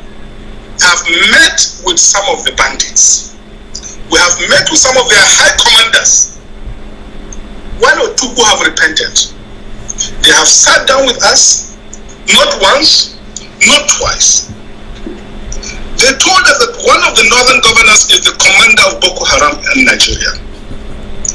Boko Haram and the bandits are one and the same thing. They have a sophisticated network. During this lockdown, their planes were moving up and down as though there was no lockdown. Moving ammunitions, moving logistics, moving money, and distributing them in different parts of the country. They're already in the south, in the rainforest of the south. They're everywhere. They told us that when they finish these rural killings, they will move to phase 2. The phase 2 is they will go into the urban cities, going from house to house, killing prominent people. I can tell you, this is the game plan. By 2022, they want to start a civil war in Nigeria. Don't joke with what I'm saying. I have a PhD from Oxford University. I'm a central banker. We don't talk nonsense. So don't joke with what I'm telling you. I have this from the highest possible authority, higher authority of some of the commanders of the killers. So you had him right there. And if I take you back to what happened in just over the weekend from Friday, I'm just listening to reading the article from the interview that was granted to one of the victims that was actually kidnapped on the Lagos-Ibadan Expressway on Friday. This is what she has to say. How camouflage wearing gunmen kidnapped us on Lagos-Ibadan Expressway. 22-year-old Amina Taiwo was one of the lucky victims. About a couple of them were killed in that vehicle, but she was lucky after ransom was paid for her to be released. That left the hideout of the Lagos-Ibadan kidnappers alive. While some were killed, Amina and her friend Toby Orekoya were freed on Sunday evening after 3.2 million ransom was paid. In this interview that she granted, she narrated the horrible experience she went through in the hands of the terrorists clad in the security uniform. How did you become a victim was the question she was asked. It was a really horrible experience for me. There was no traffic on the road. It was not in the night. we were on our way to Ibadan when we discovered that kidnappers had laid ambush for vehicles passing around that period along Lagos-Ibadan Expressway. They ordered us to lie down, started shooting periodically. Some people who wanted to escape were hit with bullets. Starr Radio UK, your finest African and Caribbean radio station in London. This actually happened over the weekend on Friday, as a lot of Nigerians were still mourning of their loved ones that got caught up in that terrorist attack. Again, this is not in the northeast. This is quite right inside the southwest in Lagos, Ibadan. If I was meant to travel that journey, it shouldn't take about 45 minutes, but sometimes it could take about 6 hours. I will have fly back to London, get into my house, had my breakfast. But this is the situation that Nigerians are facing. Listen to Starr Radio UK. I mean, you listen to some stories like that. The audio. Okay, let's do the drill. Let's do the drill. Yomi, yeah. We just do that quickly. What is doing so. But Frank, it is worrying. Archie, it is worrying. Do you determine where US citizens travel to, or where the UK citizens travel to when they are in Nigeria? No. So assuming one of them was in that car, don't you think they would have demanded more ransom? Oh yeah. Oh yes. Okay. Now, if that is the case, is the US authority wrong to warn their citizens then? No. You see the nonsense that is coming from our leaders. Yeah. We believe in talking. We believe in trying to public opinion, just share public opinion once we don't do the right thing. What the US government is saying, what the other people are saying, is something that we're seeing happening over the weekend. A few days ago. Meanwhile, the IGP and others are them. I mean, bluffing, talk. I mean, at the end of the day, actually, this morning was overnight. I heard and I watched. I couldn't understand what it was, but the interpreters were on English. The highest authority that you can think of in the realm of policing in South Korea came publicly, addressed a news conference, and said, look, there were lapses. Phone calls were made. We failed to act decisively in the way we could have to prevent the catastrophe that happened, resulting in injuries and the death of about 150 people. Accepting the responsibility and saying internal investigation will take place, and they will know put to bed or correct what needs to be done. Over the weekend, India, we had a bridge collapsing. As we speak now, authorities have arrested about 14 people responsible for the maintenance of that bridge. Are you getting me? Now the question I asked is, what is with us that when issues like this happen, the people who are supposed to assume and take responsibility by the fact that they are being fed, clothed, I mean, every bill of theirs is paid by the state, to be able to protect them, instead of them at least be humble enough, accept responsibility, call on the people, let's find ways of doing this together. They move into what I call the sixth gear of trying to lie to people. Why? It is sad. It is sad. It is sad. That's kind of the leaders that we have chosen for ourselves. They rule over us. They don't take responsibility, and we think that is okay. Archie, Olayomi, unfortunately, I have a new girl. I've got a girlfriend at Ibadan, but I'm not going. We have to import it. I mean, I'm not coming. I've changed my mind. Divorce now fire. Well, listeners, in Starr Radio UK, in our Love London studio, Mr. Olayomi here with me in the studios, Mr. Frank Davis. I'm Archie. Let me acknowledge Pastor Momo. So we greet you all. Well done, Koiki. Miss Gold, it's a happy new month to you. Aziz, yes, it's a good morning, brother Koiki, and the rest of the team. And Akim Adio Razaki says yes to what we are saying here. And thank you very much. Keep your comments coming through, and I promise you one thing for sure, that we're going to be reading that. But now let's go to Yomi for the rest of the stories making the rounds. Over to you, sir.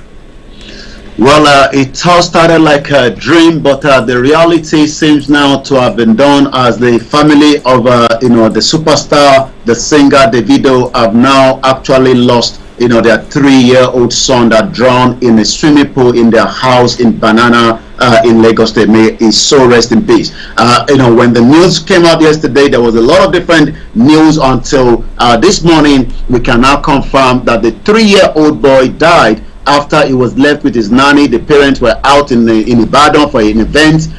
Nobody knew how a 3-year-old boy was able to move out of the house, lying flat in the swimming pool, according to what we have. Police grilled Davido domestic workers over son's death. The son just celebrated the 3-year-old party not too long ago.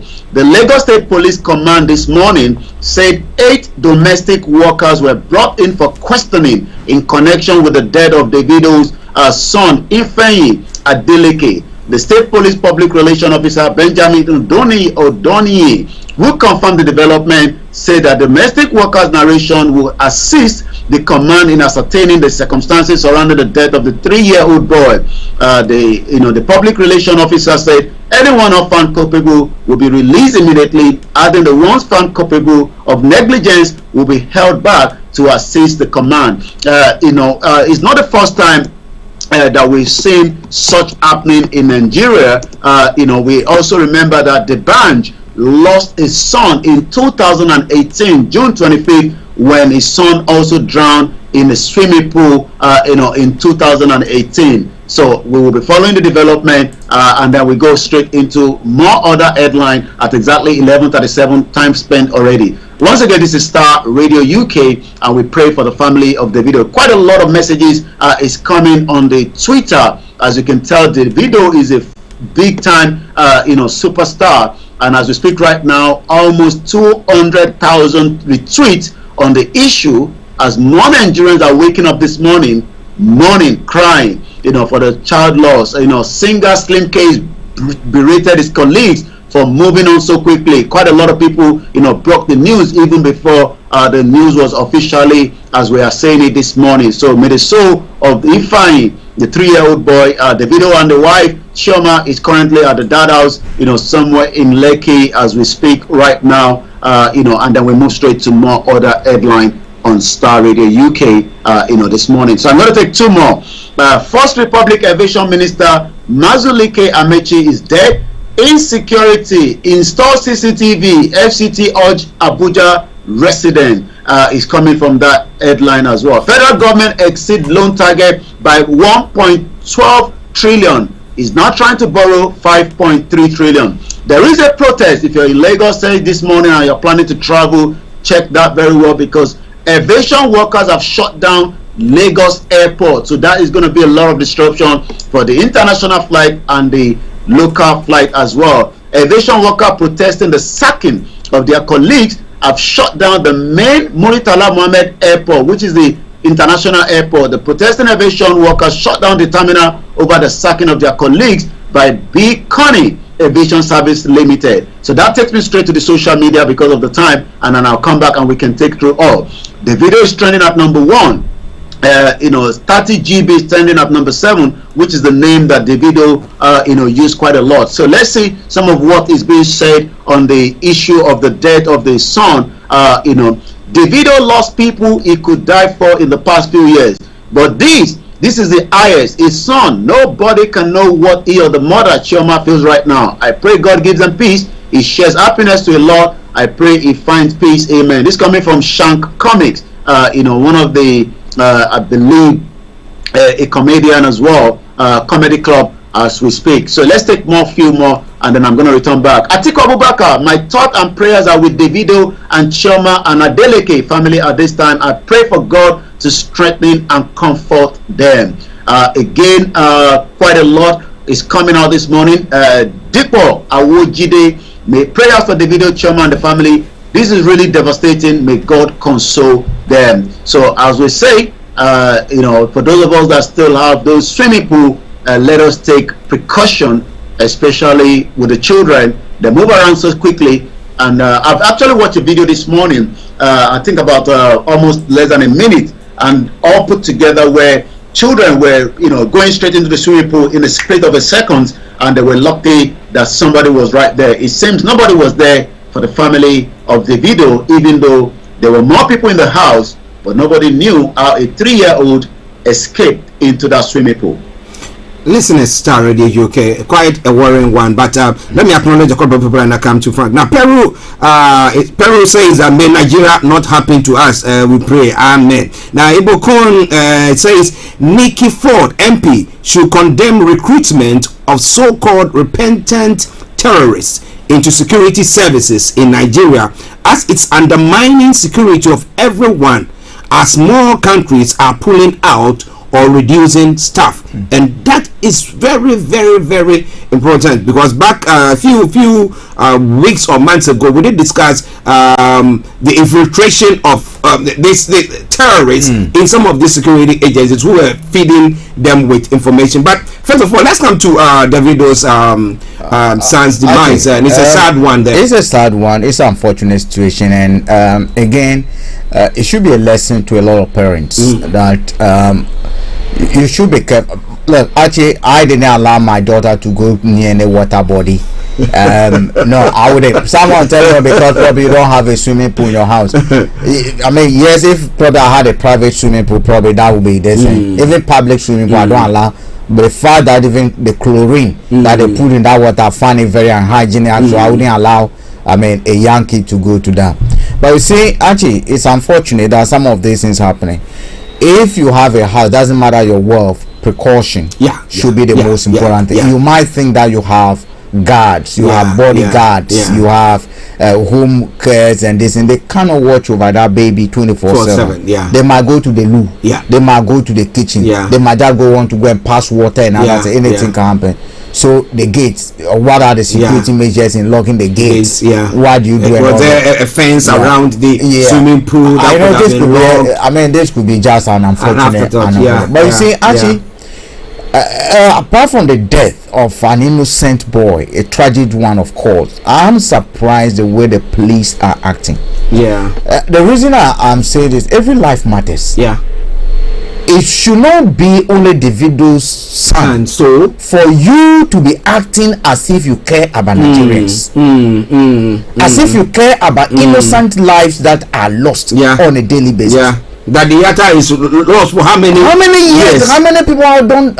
Someone, let me use Nigerian English. How many people don't die every day? The police are damn concerned. I'm not saying what they are doing is wrong, but I'm saying that it should not be seen as that the police are there only to act when something occurs or when something involves a super rich, a well-known person. Every life must matter. Of course. A kenke seller, a basela, what do you call it, pepper soup seller must matter. Momo seller by the road must matter. Are you getting me? That is what for me is in this country. Yes, security at the highest level, but every citizen has opportunity to enjoy almost a similar or resemblance of some justice, something like that. Ibokun says thank you for that comment, because he thinks that it's something, every life matters. Life matters. Because can you just imagine the number of people who have been abducted, people who have died because of negligence in hospitals and everything? They don't care. And even the negligence of the police themselves. Have they received any justice or like what they are doing now? And I hope that they are not just going on beating the house helps there, because when it comes to our security agencies, have you had any information pertaining to that? They go beat them, say confess, and then well, now let's come to the federal capital, where they are saying that people should install CCTV. Now these are the same people who have come out to say that all that information, the security threat and everything is false. Now how come they are not saying everybody fix a CCTV? If you can afford a CCTV, install it. But you see, in this day and age, CCTV also means more spending. Because the temptation that you want to install an internet data, so that when you are not at home, you continue to stream. So that's not going, unless you want to go and exploit the one I have in the house, who doesn't capture. I pass my neighbor. The CCTV doesn't work. It doesn't work. When it sees you, it throws a light. You think it's captured. Please, if you know my house, go. It captures nothing. If that is the only one you want to install. But at the end of the day, everybody must actually crimes are going up. The crime rate is going up, and unemployment, economic difficulty will result. Look, research has always shown the correlation, a strong correlation between unemployment level, hardship, economic hardship, and crime level. So the more we have hardship coming, the more crime levels will come. Go up. Innocent people who, other than that, will be pasted will turn criminals. They need to survive. Are you getting it? Imams who should probably in Christendom they call it calling. They call. I don't know if imam also get called. People who would have been called to be imams will now become some. Let me use the crude language, ajagudas. Just because of hardship. So if you can afford it, please do. If you can afford it, please do. Well, Jacob Stephen says CCTV majority must be the responsibility of government for monitoring the environment, like we have in the Western world. On the streets, and then you have people in their own. I must comment Ghana. Actually, on the street of Accra, even when I travel, they have CCTVs everywhere. Oh wow. Everywhere. I must commend them. Oh wow. And the question again is as to whether they are working. That I don't know. Actually, I can't vouch for that.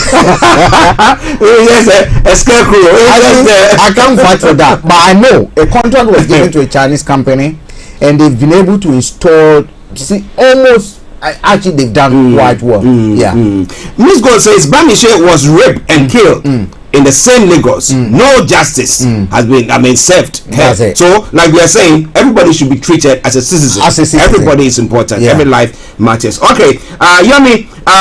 Any other before we run out? About it, until later on again tomorrow. But for now, stay tuned with Frank and Archie to take you through the rest of the program, and I will be then coming back again tomorrow. But for now. It is the finest African Caribbean radio station in London. Have a very good morning, good afternoon from wherever you're watching. Okay, thank you very much. Well, listeners, Mr. Olayomi Koike for you, bringing you updates from Nigeria. It comes your way during the morning show every day. I start from 10 o'clock, and then we bring you all the news making the rounds across the globe, and then we move on to all the segments in the morning show. And at 11 o'clock, Yomi joins in to bring you details of what is happening in Nigeria as we've done today. But wherever you are, don't you go away. I'm going to bring you some lovely tune. And then we'll come back and have a look at some of the stories making the rounds in other parts of the world.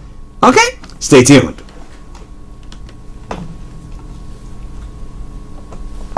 Well, this time around, I think those crazy ball heads have to be chased out of town because I don't know what they are thinking or what they have been drinking. So let's enjoy this one from it's a cover version of Bob Marley's Crazy Ball Heads, and it's by Sam Eats or Ites, whichever they call it. All right, then, enjoy it.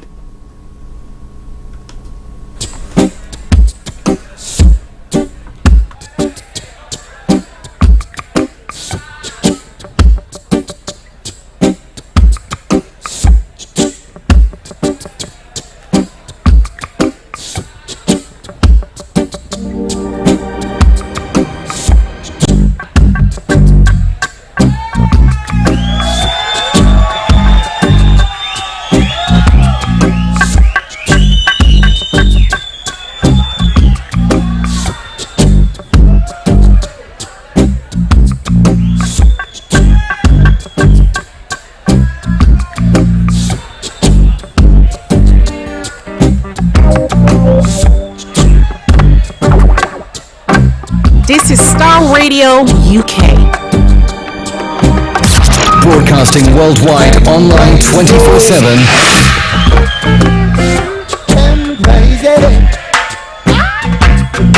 Chase them crazy ballhead out of a town. Begin to chase them crazy ballhead out of a town. Oh yeah. I unite Billy Caballero. I unite that you born. Teaching my people before me.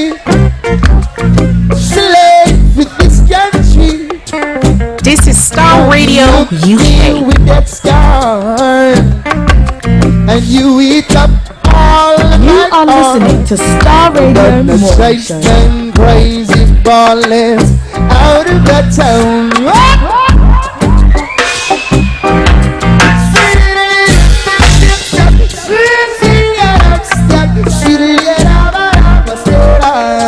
Star Radio. Radio to the people, by the people.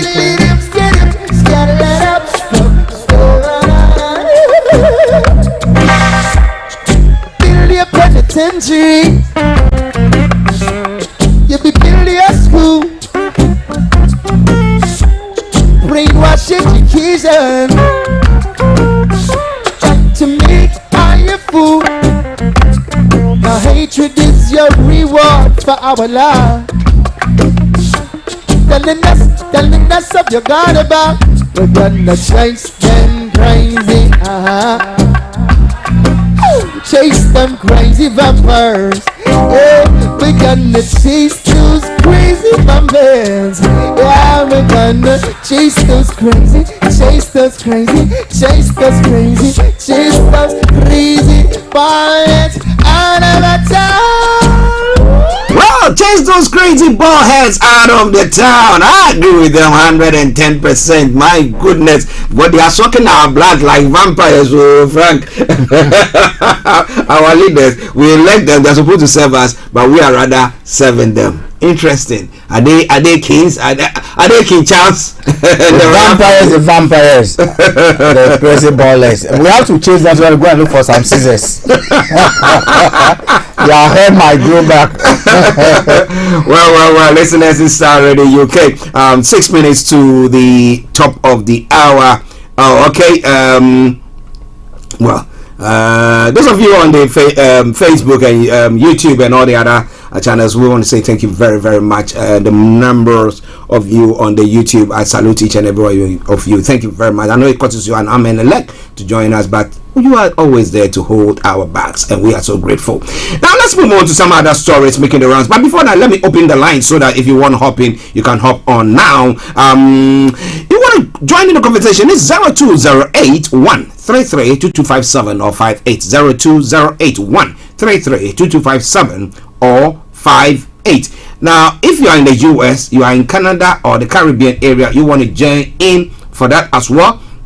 It is very simple. It is 001-718-303-2737 001-718-303-2737. You can text on WhatsApp as well. It is 075-3966-1744 075-3966-1744. Our Twitter handle is Star Radio UK and email address is info@starradiouk.com. All right then. So join us, or you can post your comments on our social media platforms, whichever you are watching or listening to us from, and I promise you one thing for sure, I'm gonna read that. Okay, now let's move on. Now in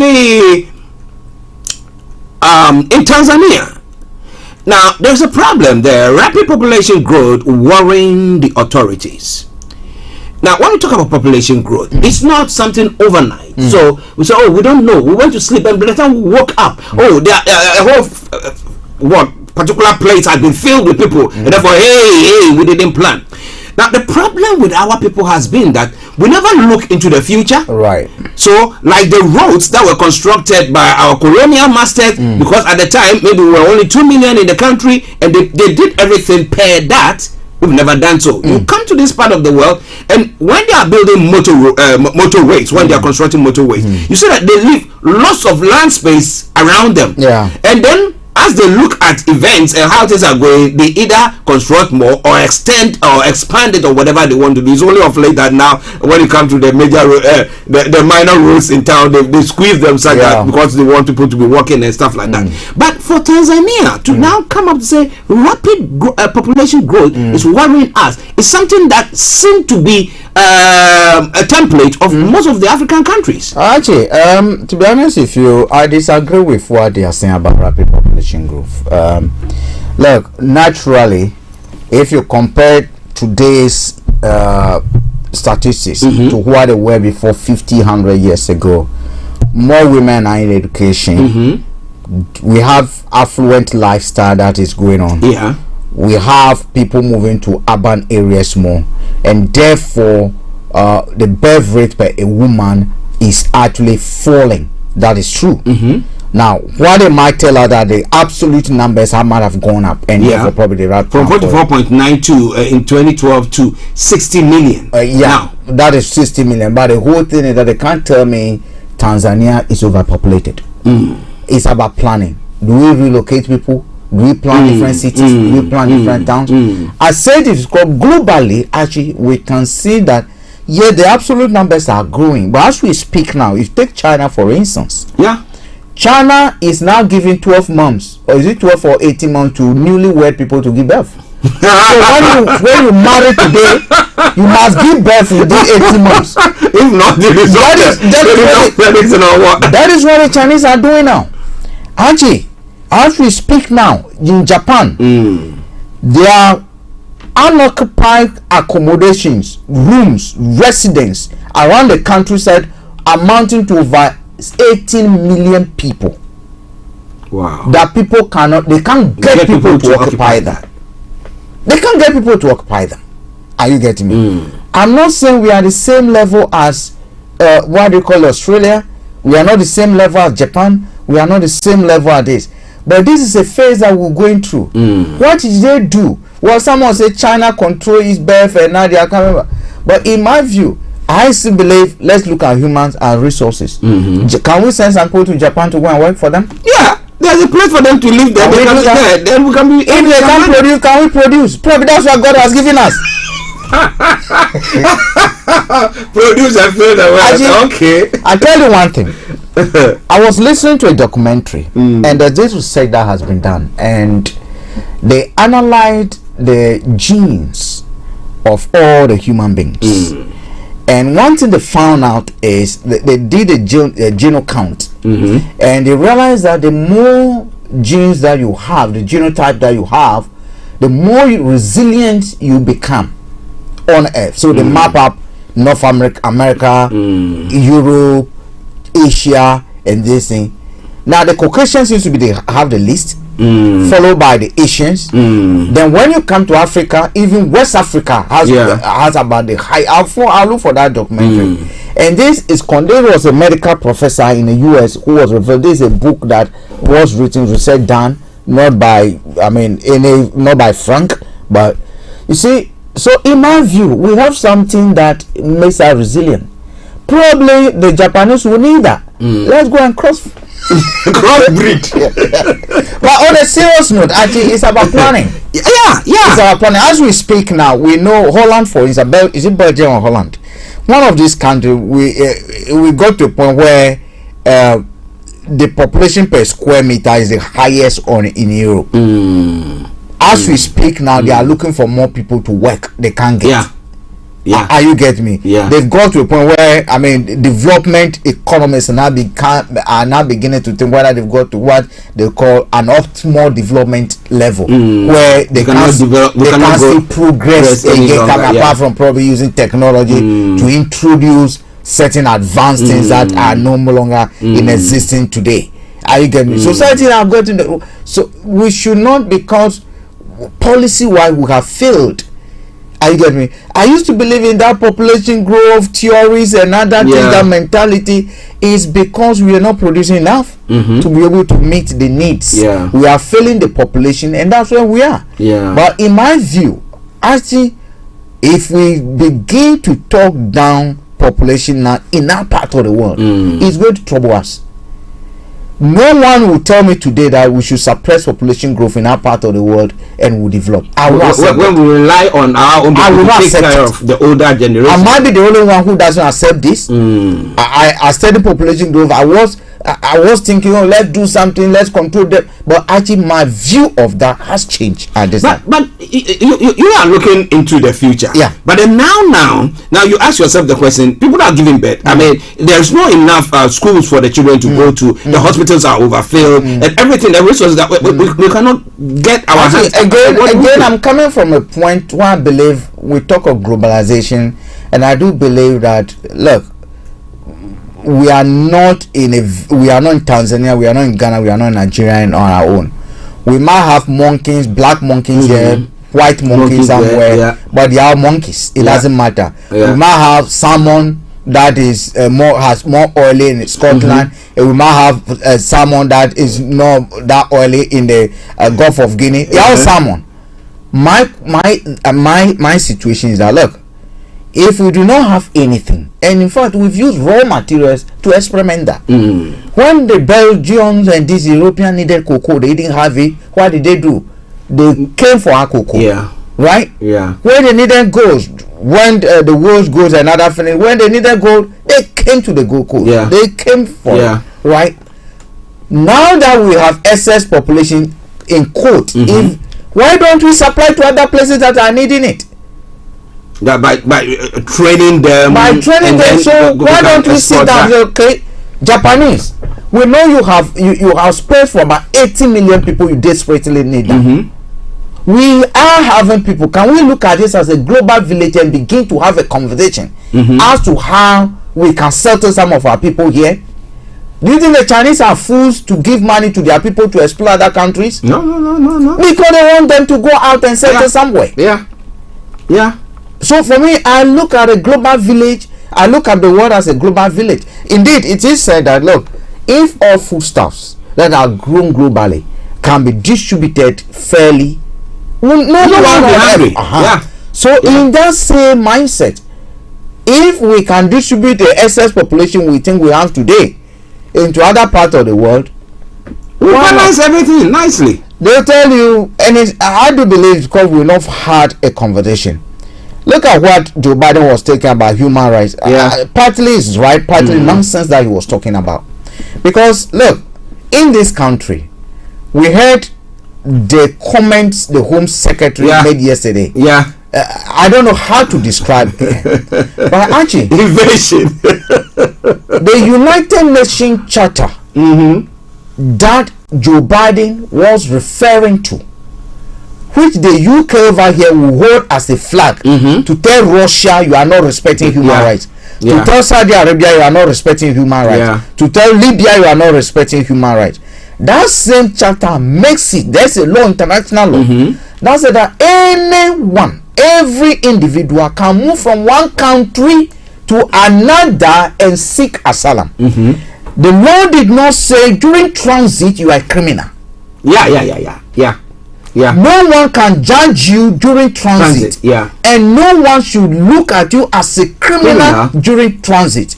You can arrive at that nation, prove your case. If you are found not to have a case that can be substituted, you are sent back.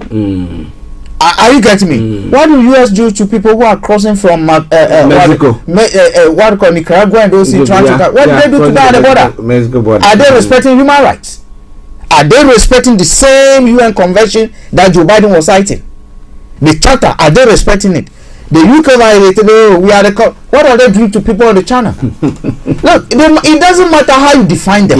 It doesn't matter whether you think they are criminals. International law says that every human being, an individual, can move from their country and go to another country to seek asylum if they feel threatened in their home country. You cannot make me a criminal whilst I'm in transit. You do not know the threats I face. Probably there are pythons in my village. And I'm running from them, and you probably the witches and wizards that Ochingini talk about are actually in my bed.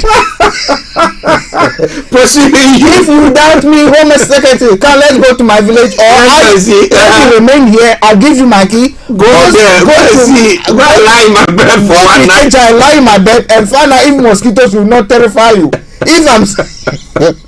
If I'm fleeing from persecution from malaria and mosquito, you telling me I'm a criminal. How? So Joe Biden, yes, please, we understand, but what are you doing what is your country doing? Or when it comes to you people respecting it, you are quiet. It's international law.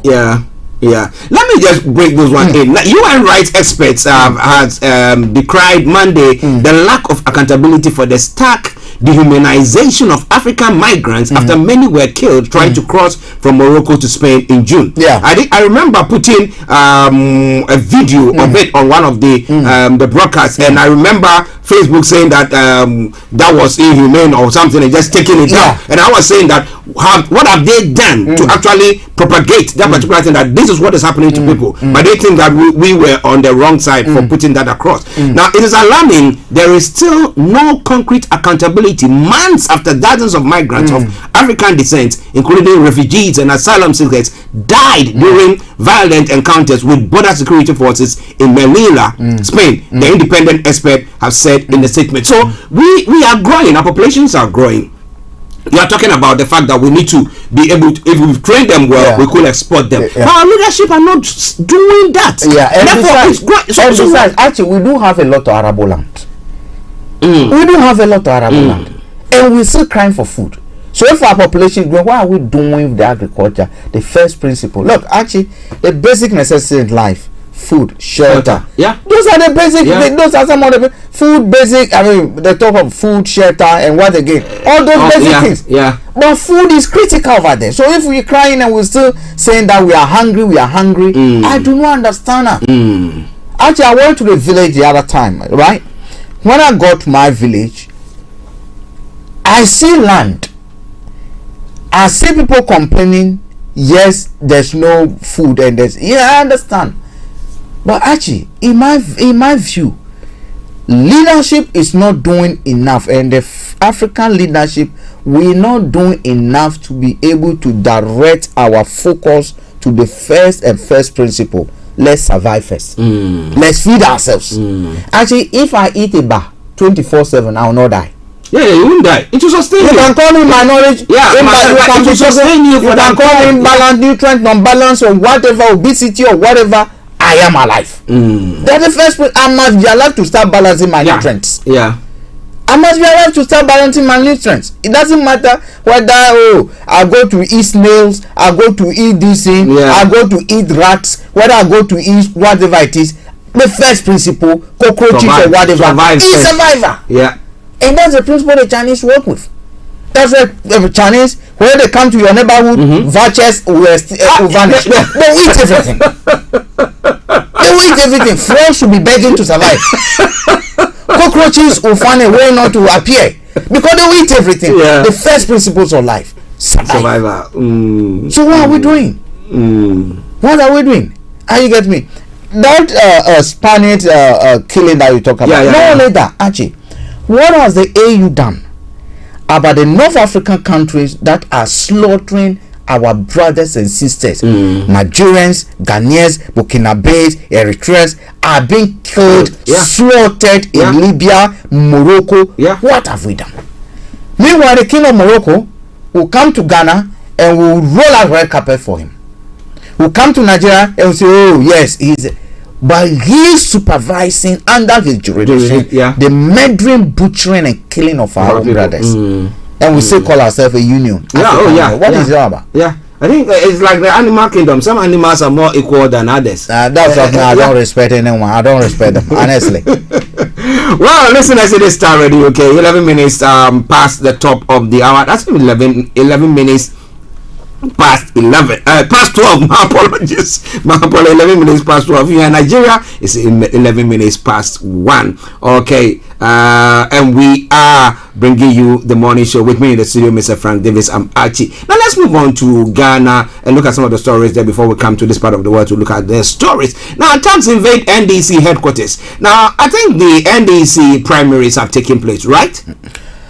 They are ongoing. Okay. I mean, they will end in December. Okay, so what is this story about this invasion? Some group of persons reportedly stormed the national headquarters of the National Democratic Congress at Adabraka on October 31. That was yesterday. The group is said to have entered the third floor of the Deputy General Secretary, Barbara Sewa Asamoah, and removed her prepaid meter.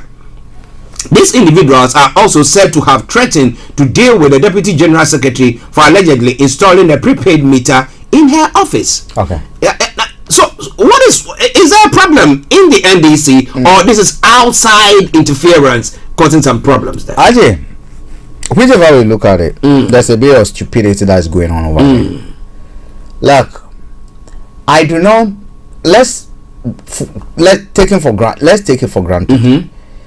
Or granted that Barbara Samar installed a prepaid meter in her office. The name prepaid alone says that it's not that she's doing something illegal.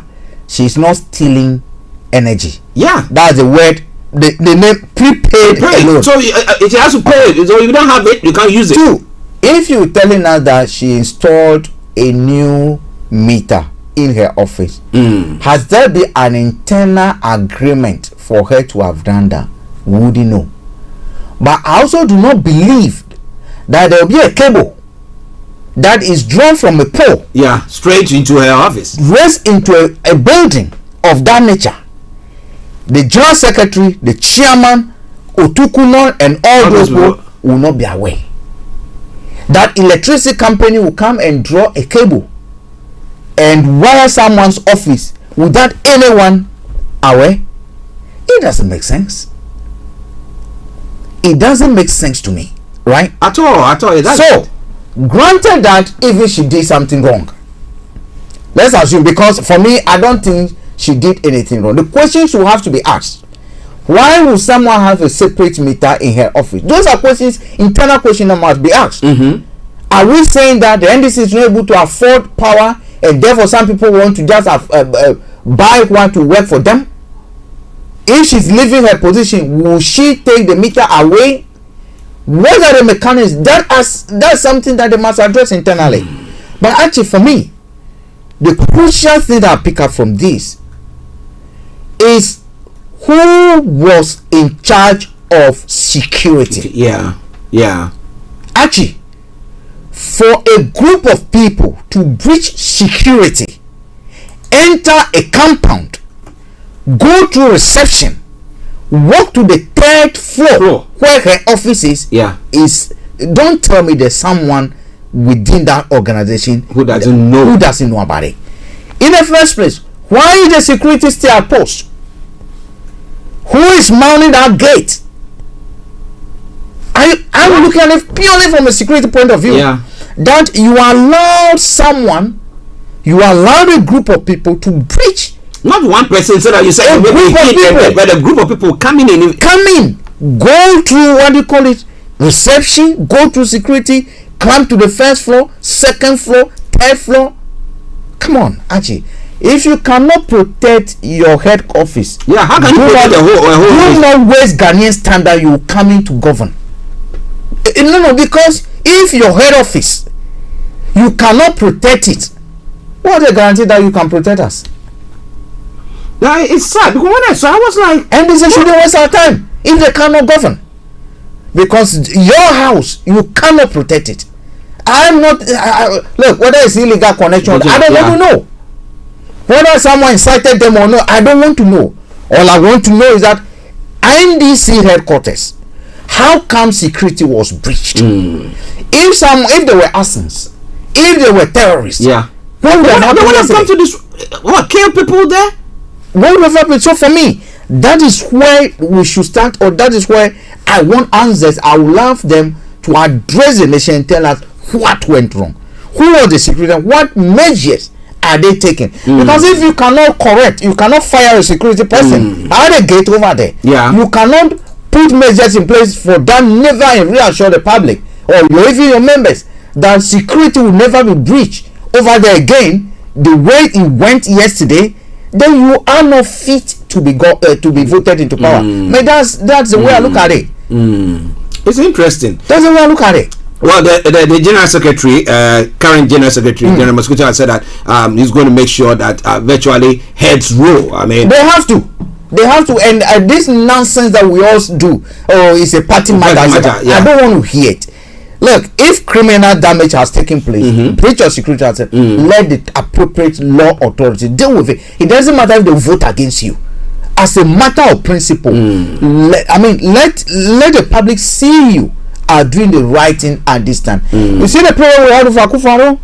When the hooligans were going after all those even appointees, driving the security apparatus even out of office, beating police on the day Akufo-Addo was inaugurated in front of Flagstaff House. A senior police officer was beaten up by invisible forces. Nothing was done about it. You see where we've got into in the country.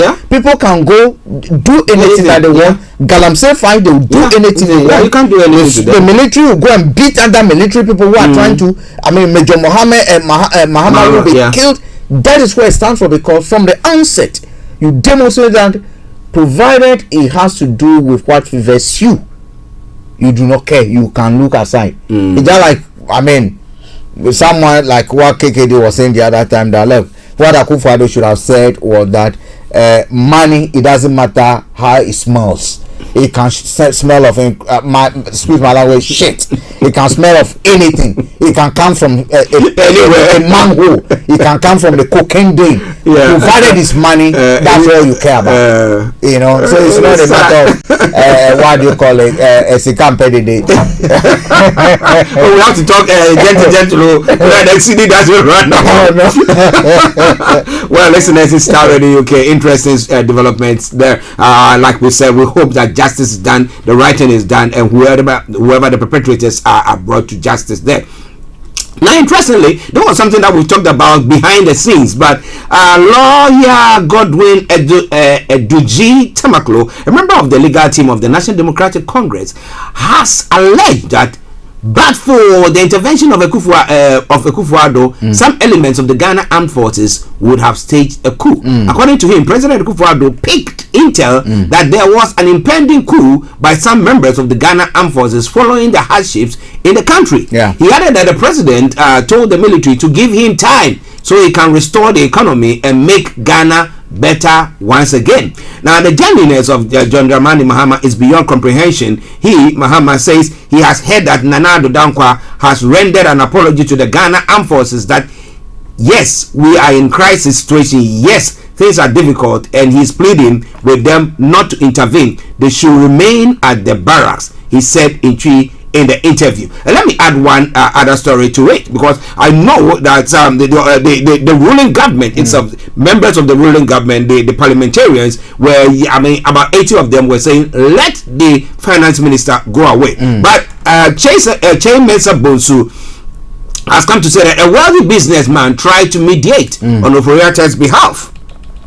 As amid the calls for his resignation, Finance Minister predicament has courted him sympathizers in certain quarters of the business community. Majority Leader Chase Mensa Bonsu has revealed that one of Ghana's wealthy businessmen had attempted to intervene to prevent the minister from being axed. And he said, is it because the person is working for his interest, and there could have been a coup d'etat? That is the question now who needs to be asked.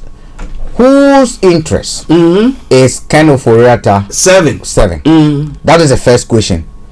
And I still believe that we have certain institutions that have appointees that are still working. The IOCO, the CID, the Criminal Investigation Bureau. In our constitution, bribery is a crime. Attempted bribery is a crime. We know not only Chairman Sambonsu that has said there was an attempted bribery. What they call Apia Kubi, who read that statement at the Parliament House last week, has also on record said, look, they came trying to persuade us, trying to bribe us, and we refused because he was fending off allegations that, look, you have accepted money to do a deal.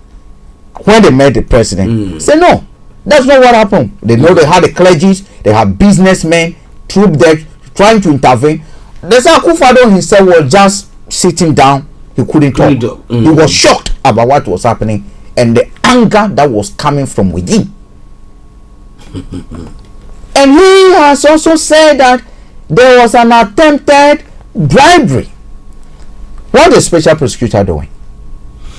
Why is the still there? In this country, do you think a member of parliament, a minister, will say there was an attempted bribery last week 2 Chinese or 3 Chinese were facing prosecution in the United States of America. Why?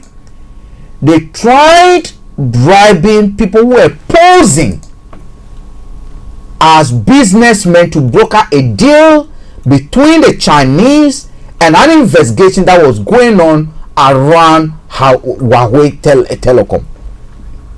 Are you getting me? They felt that they made attempt to compromise people who claim to have inside knowledge about the investigations, inside knowledge about the information, could pass that on or could intervene on behalf. That alone is a crime. So if our special prosecutor is working, if our CIDs are working, if our IOCO is working, this is an issue of organized crime. Investigate it. Let's find out who is behind it. If not, you are not worth the salt. Are they worth the salt? That is a question. Are they worth the salt? Well, it's Starr Radio UK, 1:24 the time. As I said, feel free if you want to join in the conversation. We'll be bringing the program to close at 1 o'clock exactly. But Ghana has taken another giant step when it comes to the UN. Ghana will assume the rotating monthly presidency of the United Nations Security Council on Tuesday. That's today. Now, during the month of November, Ghana shall preside over the meetings of the council. That's adoption, debates, and consultation. And under its authority, shall represent the Security Council in its capacity as an organ of the United Nations. How does it benefit Ghana? That's the question. For me, actually, doesn't benefit. In fact, it does not change as today. That will not basically, it's just a bragging right for someone who is basically going to represent us. I represent Ghana. Ghana is the look. How is it going to benefit? It doesn't change the and would that stop the Ukraine war to bring conflict to Africa? The first thing, it has to change the price of contumbre, cocoyam, coffee brookman, garden eggs, onion. It doesn't affect it. Look, Archie, when you're when domestically, when you are hungry, when people are jubilating outside, if you can't get food over there, you don't care. You don't care when there's a party going on, provided if you're going to eat something over there, that's it. But if you cannot get, there's a festival, your dad cannot feed you, someone has killed a cow, and then they are jubilating, then you are jubilating when you are hungry. You are hungry. No, it doesn't. Celebrating them. They are eating. A lot of Ghanaians do not care about the UN security. What are they securing? Galamsey site or whatever. What is that? What they are securing? UN security. When we know Akufo-Addo is in bed with the USA and other things, and then they're just going to be there to rubber stamp anything that the USA want. I mean, that independently they cannot make decision for themselves. They cannot think for themselves. It's just a symbolic this thing. I think that doesn't affect me. How does it affect me as a Ghanaian? Does it change my ordinary passport status? No. When you go to apply for a visa for some other country, it's a Ghanaian. A Ghanaian will say, "Wait, and you're foco." It doesn't add anything. Okay, listen, let's take a quick break. We come back. There are lots of other stories that we're going to be looking at. Former Health Secretary Matt Hancock has been suspended as a Conservative MP after joining a lineup of TV show I'm a Celebrity. But remember back in the day, I think some years back, we had Nadine Dorries also joining in. Did they withdraw her whip? No, that didn't happen. So why Matt Hancock this around? A lot more going to be coming your way, but for now, just stay tuned and we will be with you. It is Starr Radio UK. It is your favorite African and Caribbean radio station in London. Hi everyone, it's your girl BB Clement, the author of How to Go From Employee to Entrepreneur and the host of your weekly business show, BB Means Business, the show where we discuss everything you ever wanted to know about business but you were afraid to ask. How do I start my business? How do I raise the finance? How do I grow my business? Where am I going to find my customers? Join me every Tuesday at 1:30 p.m. on Starr Radio UK to get all the information and tips that you need to become a successful entrepreneur and become financially free. Remember, don't let life dictate to you. Rather, put your signature on life. Hi guys, this is your friend Uruj from SendWave. SendWave is a money transfer app that is used by people all over the world to send money to their loved ones in Africa. With SendWave, you can send money to Ghana, Nigeria, Kenya, Uganda, and Tanzania. And the best part is, SendWave is absolutely commission-free. Our exchange rates are excellent. You can see for yourself by checking them out on our website. So how do you use SendWave? SendWave is an app that you can download onto your phone from the App Store or Google Play Store. The app is free to download. After downloading it, just open the app and enter your name, email, and phone number. That's it. You're good to go. Make sure you use the promo code SR. S for Star, R for Radio. This promo code will give you £5 free credit to send to Africa on your first transaction. Your money will be delivered to your recipient within seconds. Feel free to call me on 0749 7377 647 at any time. I'll be happy to tell you all about SendWave and help you in any way I can. Remember to use the promo code SR for £5 free credit. Medasse. Welcome back to the program. It is Starr Radio UK, your favorite African and Caribbean radio station in London. With the time now exactly at 12:39. Let me put it that way. It is a Tuesday edition of the morning show. Wherever you are, just stay tuned. Don't you go away. This afternoon exactly at 1:30, we'll be having BB Clement bringing you BB Means Business, and she'll be talking about developing mindset of an entrepreneur. You want to know more about that? Make sure your dials are logged on there, because we are in times where one stream of income doesn't go far enough, and therefore you will need more streams of income. But BB Clement will be telling you more on that front once she's on. So make sure you join her on that program. Back with me in the studio, Mr. Frank Davis. I am Archie, and let's bring you the rest of the stories making the rounds. Before we come, okay, let's take this story first. Matt Hancock has been suspended as Tory MP for joining a celebrity cast. Now, former Health Secretary Matt Hancock has been suspended. Now, Mr. Hancock was swapped representing his constituents at Westminster for eating bugs in the jungle. But Tory party managers have taken a dim view of the West Suffolk MP's decision to take part in a reality TV show while Parliament is sitting. The Tory chief whip said it was serious enough to warrant suspension. A Downing Street spokesman said he was not aware of any discussions between Rishi Sunak and Mr. Hancock about appearing on the show. The Prime Minister was unlikely to tune in to the show, the spokesman have said. Yeah. Now, Matt Hancock, I mean, we know what troubled him after the casing during lockdown and all that thing, coming out, losing his secretary, his position as a secretary, and then now, as I was saying behind the scenes, during the inauguration of Rishi, he was there. I remember I could see him clapping, and I thought, because Rishi had someone in front of him, shook somebody, but then jammed him too, and I was thinking, oh, this man was. I saw him looking and said, I've been clapping for you, at least shake hand with me and kakra. But now they've gone on to say that because he's joined, I'm a celebrity. I mean, I'm sure that he should have sought permission before doing so. What's happening?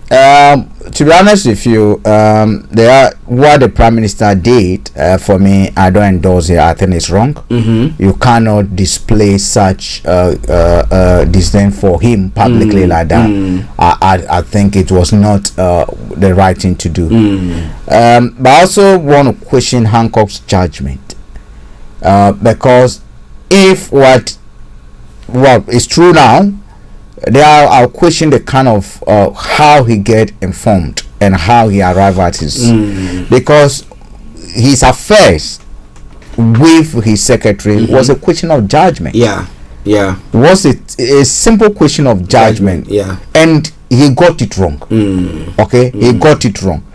Now, in this case, we all know how all MPs must be seen as doing their bit to be able to help the government as we speak now. And especially your own party, they're going to be, look, in the next few weeks, 2 weeks, they're going to be reading a bill. It should have been read today, but they've moved it forward for 2 weeks. Whatever they're going to do to get the support of every single MP on that floor to be able to support them, they will. So if during this crisis where they need everyone to be on board, you might be serving at the committee level. There are advices that you might give to your colleagues and other things, and that's the time you find it prudent to go and be celebrating. I am a celebrity out of it. Then actually, I 100% agree with his suspension, because I think it's a question of judgment. But I think the question is, did he can we just as a member of parliament just decide to just get out and then say, oh, today I'm not coming to parliament? Okay. Or they say, So the question, for about a month or 3 weeks? Yeah, the question we'll ask again will be, did he ask permission? If he asked permission, what were the was he giving? So it is up to him now to come and say, I was given permission. If you are given permission, the question of judgment of both the person who participating and the person who granted unless he's telling us that the whip that was in play during trials time gave permission, and these new ones are taking a decision. So, but he has to come out and say it. But if the facts as we have it, that he went to an I am a celebrity, no information has been given publicly as to whether he sought permission or not. We can speculate whether he sought, and whether he sought and it was granted or not. That's another question. But if he asked and he was actually rejected, but he went ahead, or he asked and he was granted, whichever way you look at it, for me, from what I see, it is a question of judgment, and I think it's wrong. And I think the public is going to punish him big time. Yeah. You know, when they put their eye on you, as Ghanaians will say, they will, every trial and they're pointing at you. You know what happened to Galloway? Yeah. I mean, it cannot happen. I mean, because at the end of the day, the public is suffering. People are crying. Because of living crisis. As an elected MP, you should not be seen as, basically, giving any clue that you don't care about their plight. And that's it for me. That's exactly what he's doing. And he's someone I liked. And even though he was sacked, his affair this, and I thought, this is life that is going somewhere. Although the environment should have been, they should have not used office to do working hours to do that. But they could. I have no problem. They fall in love, doing whatever they want to do. That they are consenting adults, and they are. But when it comes to judgment, I think on this issue, I think he was wrong. It got wrong. Well, we hope to see what happens. I think his team will come out with a defense for him. Deacon of Europe billionaire. Oh my goodness! Share some money to us. So he said, "Yoruba Nation now, no going back." Thank you very much. Continue to bring your comment or send your comments through.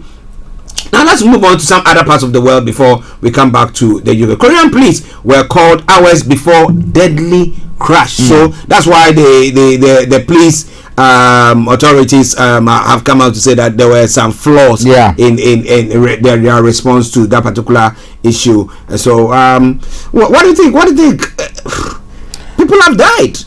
People have died, but actually, like we said initially, I mean, yes, they could have acted differently, but you see, actually, we learn lessons from some of these things, and I do believe for them coming to say, okay, we got it wrong publicly, for me, it's a bit of hard for me. It tells me that this is a serious organization that going forward might be able to put things in place. You see what happened during the Hezbollah days, and with the inquiries and the recommendations. Unlike in our situation where things happen and no lessons are learned, we just look at it and then move on. So actually, yes, it's something that is very difficult, but let's hope that we get lessons from it and we don't repeat it.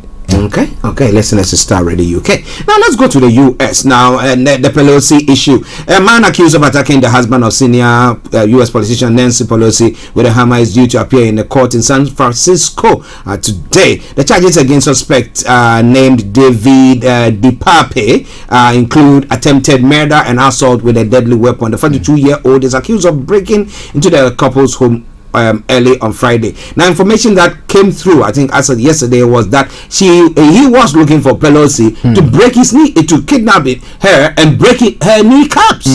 Why would he do that? And we had Twitter owner now, Elon Musk, who tweeted something. He was talking against what is going on in the political terrain that has brought about such people behaving that way, and he was saying that was wrong. I knew that he was trying to hit Trump in a bit, but after some this and they decided to delete that particular message. But looking at the atmosphere in the US, they're going to go for a midterm election in the next 2 weeks. And looking at everything, and I told you about a documentary that I watched, and I was so scared because I could see a preacher man where he was on the pulpit saying that now if you're a Democrat, that means you are possessed with demons, and was casting out demons from them. I was like, whoa, what is this? So it's gotten to that height. Do you think the champions of democracy can do anything about this? Actually, the champions of democracy can do something about it by actually purging people coming together. It doesn't matter where you belong, whether you belong to Republican, you belong to what they call the Democrat, whether you are ACP, you are PCP, or YY, or whatever you want to do it. There are elements. Freedom is there for everybody to contest, but there are elements that we know can be injurious to the society and collective good. When it comes to such things, I don't think that we should be able to remove such elements. One will be a person like Donald Trump.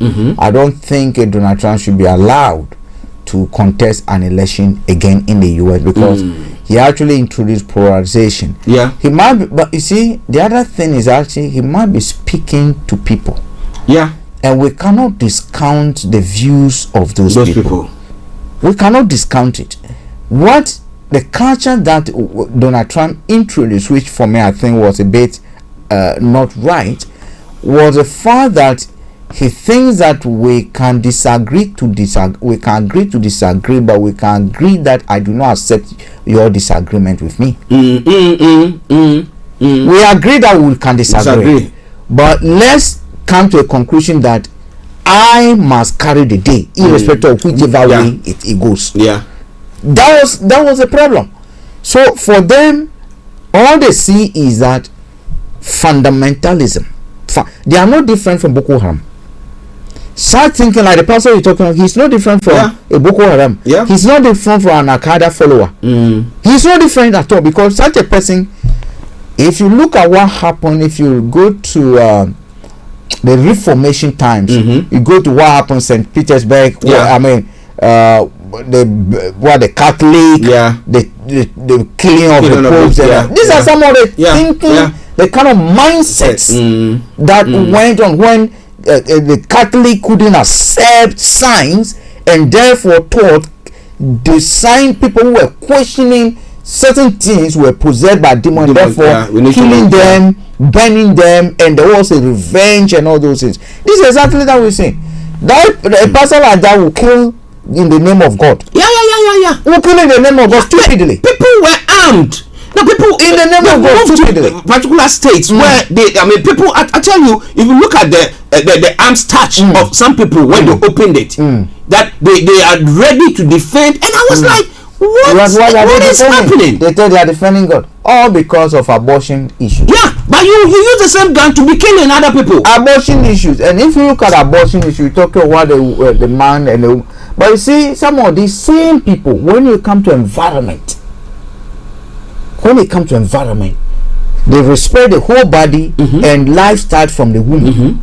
Granted, but when it comes to environment, they don't know that the trees that stands there protect the life you want to protect. No, we can cut down one, we can dig the ground, we can do whatever.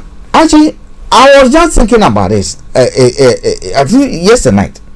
Why is it that the Republicans and those who think like them have no regards for the environment that sustains life? No, they think that we are all going to die. There's going to be a new heaven. That's what the preacher men have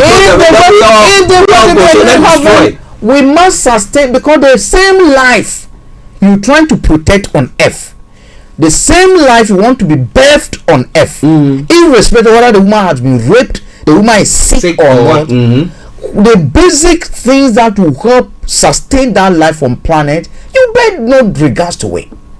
And therefore you see Donald Trump giving licenses for anything to be done in terms to the environment. Bolsonaro, thank God, he's lost. Oh, that was coming to him. But it's not conceded. That, what do you call it? It's not because the same Donald Trump template to the point where he supported going to be blocking the road. It's no different from what was done on January 6th. It's no different. So the conservatives, the Republicans, who thinks that they know God more than others, why can't they respect the environment? The same spirit of destruction of the environment what took possession or that possessed Liz Truss. Yeah. It is the same spirit. Yeah. Environmental damage spirit. She became a proper Republican. She became a Republican when he was giving no regards to the environment. Let's go fracking. Let's go fracking. Get ourselves. Let's sustain ourselves. The same destructive spirit. If the pastor is talking about spirit and demon, the same demon. No, they don't see themselves as, when you say a mad person, they think that you are mad. Yeah, okay. The policy issue for me is very serious, but again it comes to security. If the U.S. authorities knew this woman is a target, how come his house? She is the third in command. How come his house was not protected? How come he was left vulnerable? How? How? That's a question the U.S. must be answering. The security in the U.S. must be the FBI and other things, intelligence failure. How come such a person's residence? Maybe it's not in their constitution to provide security for her per se. So in their home, maybe they have CCTVs and alarms and stuff like that. When someone is a target, it changes the equation. Yeah, you have to. And when publicly last year, during those people were heard, specifically looking for her to hang her. Like what the KK used to do. Yeah. Are you getting me? Yeah. So for me, the US again, no wonder Nigeria is saying you was talking nonsense because at the end of the day you couldn't in your own backyard you didn't do that. But interestingly, I'm not trying to just but not to drag us too much, but these people, this. When you talk about Christianity, they tell you that Judaism, Christianity came from Judaism because Jesus Christ hails from there, blah blah blah, and a lot of it there. But those who are championing this Republican agenda are the ones who are saying that they are more superior than the Jews themselves. And so you see how messed up the whole thing is. Actually, is fundamentalist. Fundamentalist. You see, they have this mindset that they know God more than God Himself. But most of them are Latter-day Saints. I'm not talking about no. I'm not talking about the saints who have just come in. I'm not talking about the church. Johnny just come. They've just accepted Christ. They've just accepted Christ, and therefore want to prove that. And actually, it's so shocking that people can still not see the difference between what they claim to be God we worshiping and the people who are introducing to them false criminal doctrines. Are you getting me? At the end of the day, I have a basic equation for whoever is a Christian fundamentalist and listen to me. And all I ask is, do you believe in the Bible? If you say yes, you are doing this in the name of the Bible, you are doing this in the name of this thing. The question that I do ask is, what did he say about the creation of the world? He says everything in it, underneath and above it was created by God. And then even the book of Isaiah, he even said he created wrong, he created evil. He saw it and he said it was good. What power do you have to destroy creation of God? I mean, that's a basic question. It doesn't matter if the person actually, that's why I will never discriminate. If you see, let's go and shoot this a Muslim, this a Hindu, this a hello, can I create life? You can't. The Bible I worship says what? The Bible I use as a manual says that everything underneath F good. On F above was created by the heavens that or God. You can call it heaven, you can call him Mau, you can call him Yesu, I don't know how you can call him anything. So if it comes to religion, either they are missing something within the book, or they are reading and there's a demon that is troubling them that they cannot understand. No, I said, if you see the people, it's a tent built outside. I don't know whether you remember Rehan Bonke. You remember Rehan Bonke? Then in South Africa he had some. It's massive, more than that. And the people are trooping in. People are bringing convert. That this one was maybe it was a Democrat, and they are bringing to convert. I was like, probably Nigerian pastors are throwing a challenge to them. I was shocked, and I was asking myself, can people use the same Bible? It's shocking. It's shocking, and it's shocking. I don't know. I don't. People will call me, oh Frank, probably you are not a true Christian. I prefer not to be a true Christian, because for me, I have a simple principle when it comes to Bible. I do believe in God. I believe in heavens. I believe there's a superpower there. I name in God. I subscribe to all the doctrine. But there's certain things that are sacred to me in the Bible. One, honor your father and your mother, and it shall be well with you. That no one takes away from me. It's sacred for me. Two, every creation on this earth and that earth above it is a creation of God. Whether it's good, whether it is bad, it is not me to destroy the person. It is not me. It is not the person who created it say it's good. What do I have? Even the evil itself. He said he created that. That is why I don't spend so much time destroying. We bind the devil. I don't. No, I ask God to teach me how to maneuver. Because don't forget David's prayer. David's prayer is what we're talking about. But God knew that there were hazards. God knew that there were troubles. But David knew that even the valley of the shadow he didn't say, God, take away the shadow of death. Level the valleys. Are you getting me? So when God, I bind the valley, I bind the shadow, I bind the distance, I'm wasting my time. I'm going to buy an egg mover to go and clear the mountains. Actually, it will be a waste of resources, because they also serve their purpose. They also serve their purpose. For all you know, God is using it to tell you that, look, if there's good, there's bad, and if you want to go to bad eternally, forever, this is what you do. Evil. So at the end of it, for me, if David was standing there and binding, I can see the shadows of death. God, bind it, bind it. I can see the valley. The valley is so deep. The valley is full of bones and this thing. I bind them. Feel it, God. Feel it. Move earth. Level the surface. David, you have been dead unto this day. Until this day, because the mountains and the valleys, the Bible says he created them. Because he said even he looked onto the valleys, he looks onto the mountain, and all you can see is the goodness of God. Are you getting me? So actually, I don't waste time. I don't waste energy. But people will pray, Nigeria not happy to you.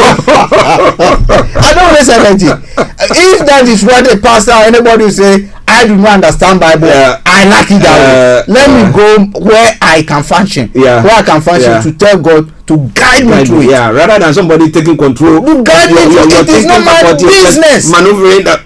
If God who created them cannot silence them on my behalf, what can I do?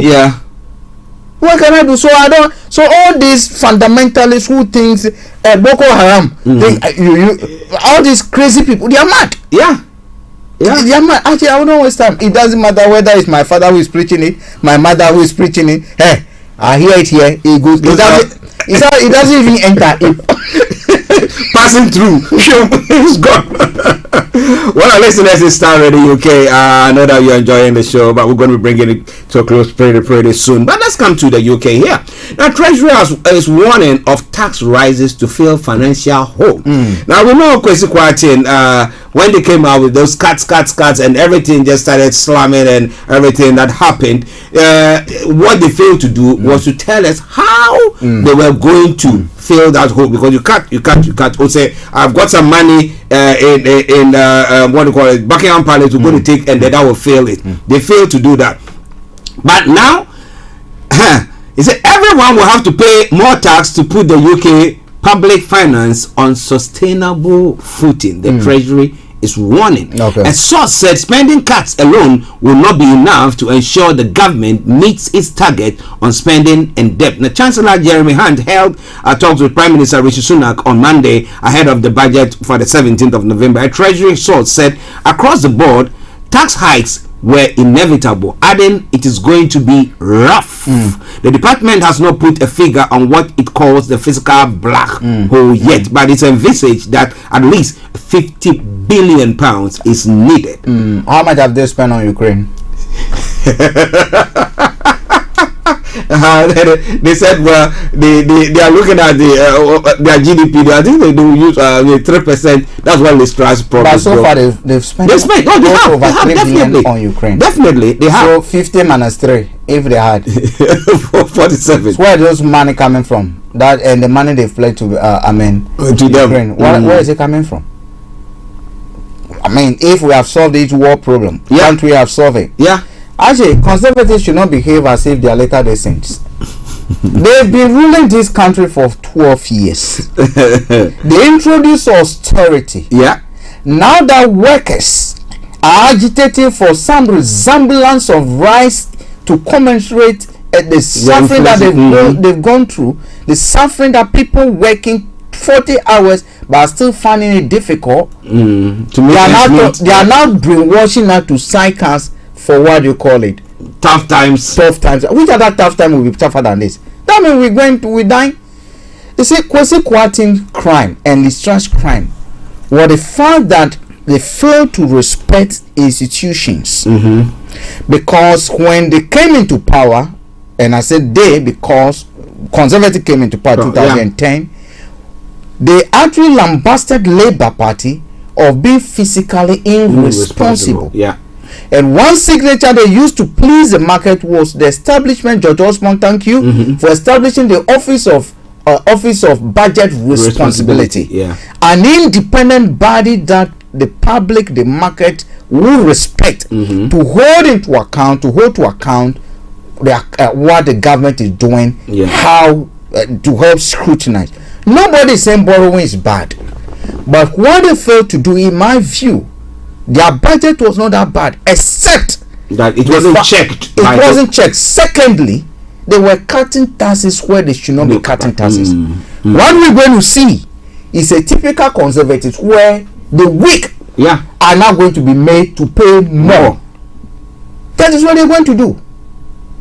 The weak are not going. If Office of Budget Responsibility has been allowed to publish its report, if the 45p rate has not been reduced, corporate tax has not been reduced, Lisrael wouldn't have gotten the backlash. That she had. That is gone. And today, because of her and thanks to her, £200, £300, £400 is being slapped on people's mortgages. Because of what she did. So her crime cannot be forgiven. That is number one. But we should be ready that we're going to. And this is where the downfall of the conservative against her, because it's going to get to a time where people are going to cry. What might help is if they come in and basically help the weak in the society. Was it yesterday that I heard that they are giving again 300 pounds to certain families and other. If they can intervene in those areas, then probably will be on the right path. But you see, today as we speak, BP between June and September had declared over 7.1 billion profit. Treble what they made last year. Not that they did not make money last year. They did make money last year, but 3 months this is what they've made, which means every month they've made over 2 billion from what? The pumps. Gas prices has fallen, but when the energy prices, when invasion came, gas prices were coming up. We're hearing they were quoting energy prices. Gas has gone up. We are freezing. We're going to freeze. The price might bounce up. Archie, they actually held our necks to ransom, and the public has to come and pay more, which is why they went and increased the energy prices. As we speak, yesterday, energy, gas was quoted negative. Yet ships were begging that they will even pay those who were carrying, some people were carrying liquid discharge. They will pay you if you can discharge, because the more we stay in the on your sea, they have to pay. They have to pay because we have workers around sea. Are you getting me? Gas prices have tumbled, yet our guys' bills are still where they were. Skyrocketing. Actually, if you look at all this, it's a book. Every day they read a page. This month, let's introduce this. This right. Introduce this, and those who control the world, they continue to profit. That is exactly what it is. That's what is happening, and that is where Sunday Pastor said the demons are now in control. You have to pray to keep all of them. Well, listeners, we have to bring the program to a close. I was going to ask a question, but we need to just leave it there because it's pertaining to migration, and I was asking myself, what is the best way to solve all these issues? But like you said, the UN Charter says that anywhere that you get to, you can decide to move to any other geographical location. I mean, you don't know, something might be pursuing you, but I was finding out, because I was having a chat with some members of my family, and then I was saying, what is the best way to resolve this? Is it that people come in and you say, okay, we'll give you work to do, go and work, okay? For 5 years, if you have to go to NHS, you have to pay for it. Okay, so go and work, and then you can take taxes from those people. After 5 years, then they go to NHS. They don't pay anything or something of that sort. Without every noise that you are hearing on the street today, every migration issue is like an egg that has hit the faces of the conservatives. What did they tell us when they were? They said they will bring it to 10,000. What did they tell us? What was the argument used for Brexit? They'll close the gate. Didn't they tell us that we need Brexit for migrants not to come? Yeah. Is that as if they were going to build a wall on the sea? Yeah, tram. They were going to copy tram. Copy tram. Build a wall. Why not on the sea? They base up in Northern Ireland. A virtual one. So funny, interesting. You see how foolish politics can be something. Oh yeah. When Nigel Farage? Where is he? It's missing. We need to bring them. We need to bring all those people. You know. Where is he? Professor Heaven, and see where we are. You see, all these people who lied used the fear factor. Actually, I mean, you know what they've done? NHS, they need about over 80,000 people. All right? Yeah. They can't get workers from the EU. Yeah. The pound that used to be high, so that people will want to come here. People want to come here because it's almost the same as when they are. So what do I come in this environment anyway? Who I do not have hostile environment. When it used to be 5 to this, I melt it a bit. I get more euros. Yeah. That is when maybe holiday we don't come. At the end of the day, because even British people don't go to even holiday more because they used to go and the money go and the Spanish have we got pound. Yeah. We got pound. Now they tell you know what, F it because the pound and this almost the same as ours. The same. So where are they? They lied to us and they impose an economic embargo on themselves. They cannot get workers they used to get, and therefore Greek they are suffering. I mean, hospitality they are suffering. Their what do you call it? Health sector is suffering. What sort of thinking is this? And this is a group of what I call CKC people. That's conservative cross plan. And their ERG, economic group.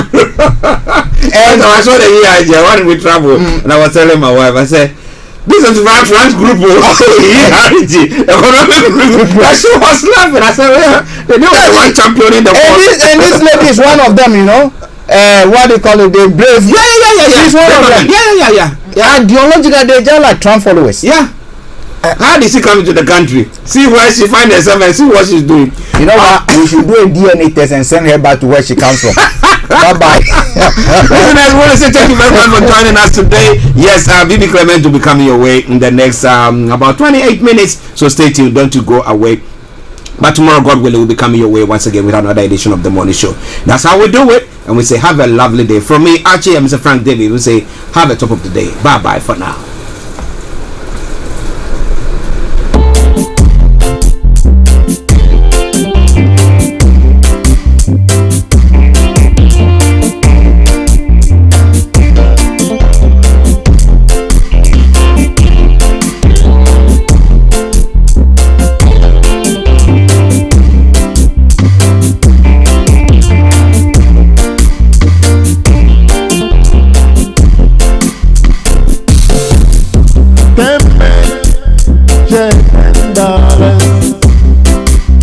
and one man will get. Hey, hey, hey.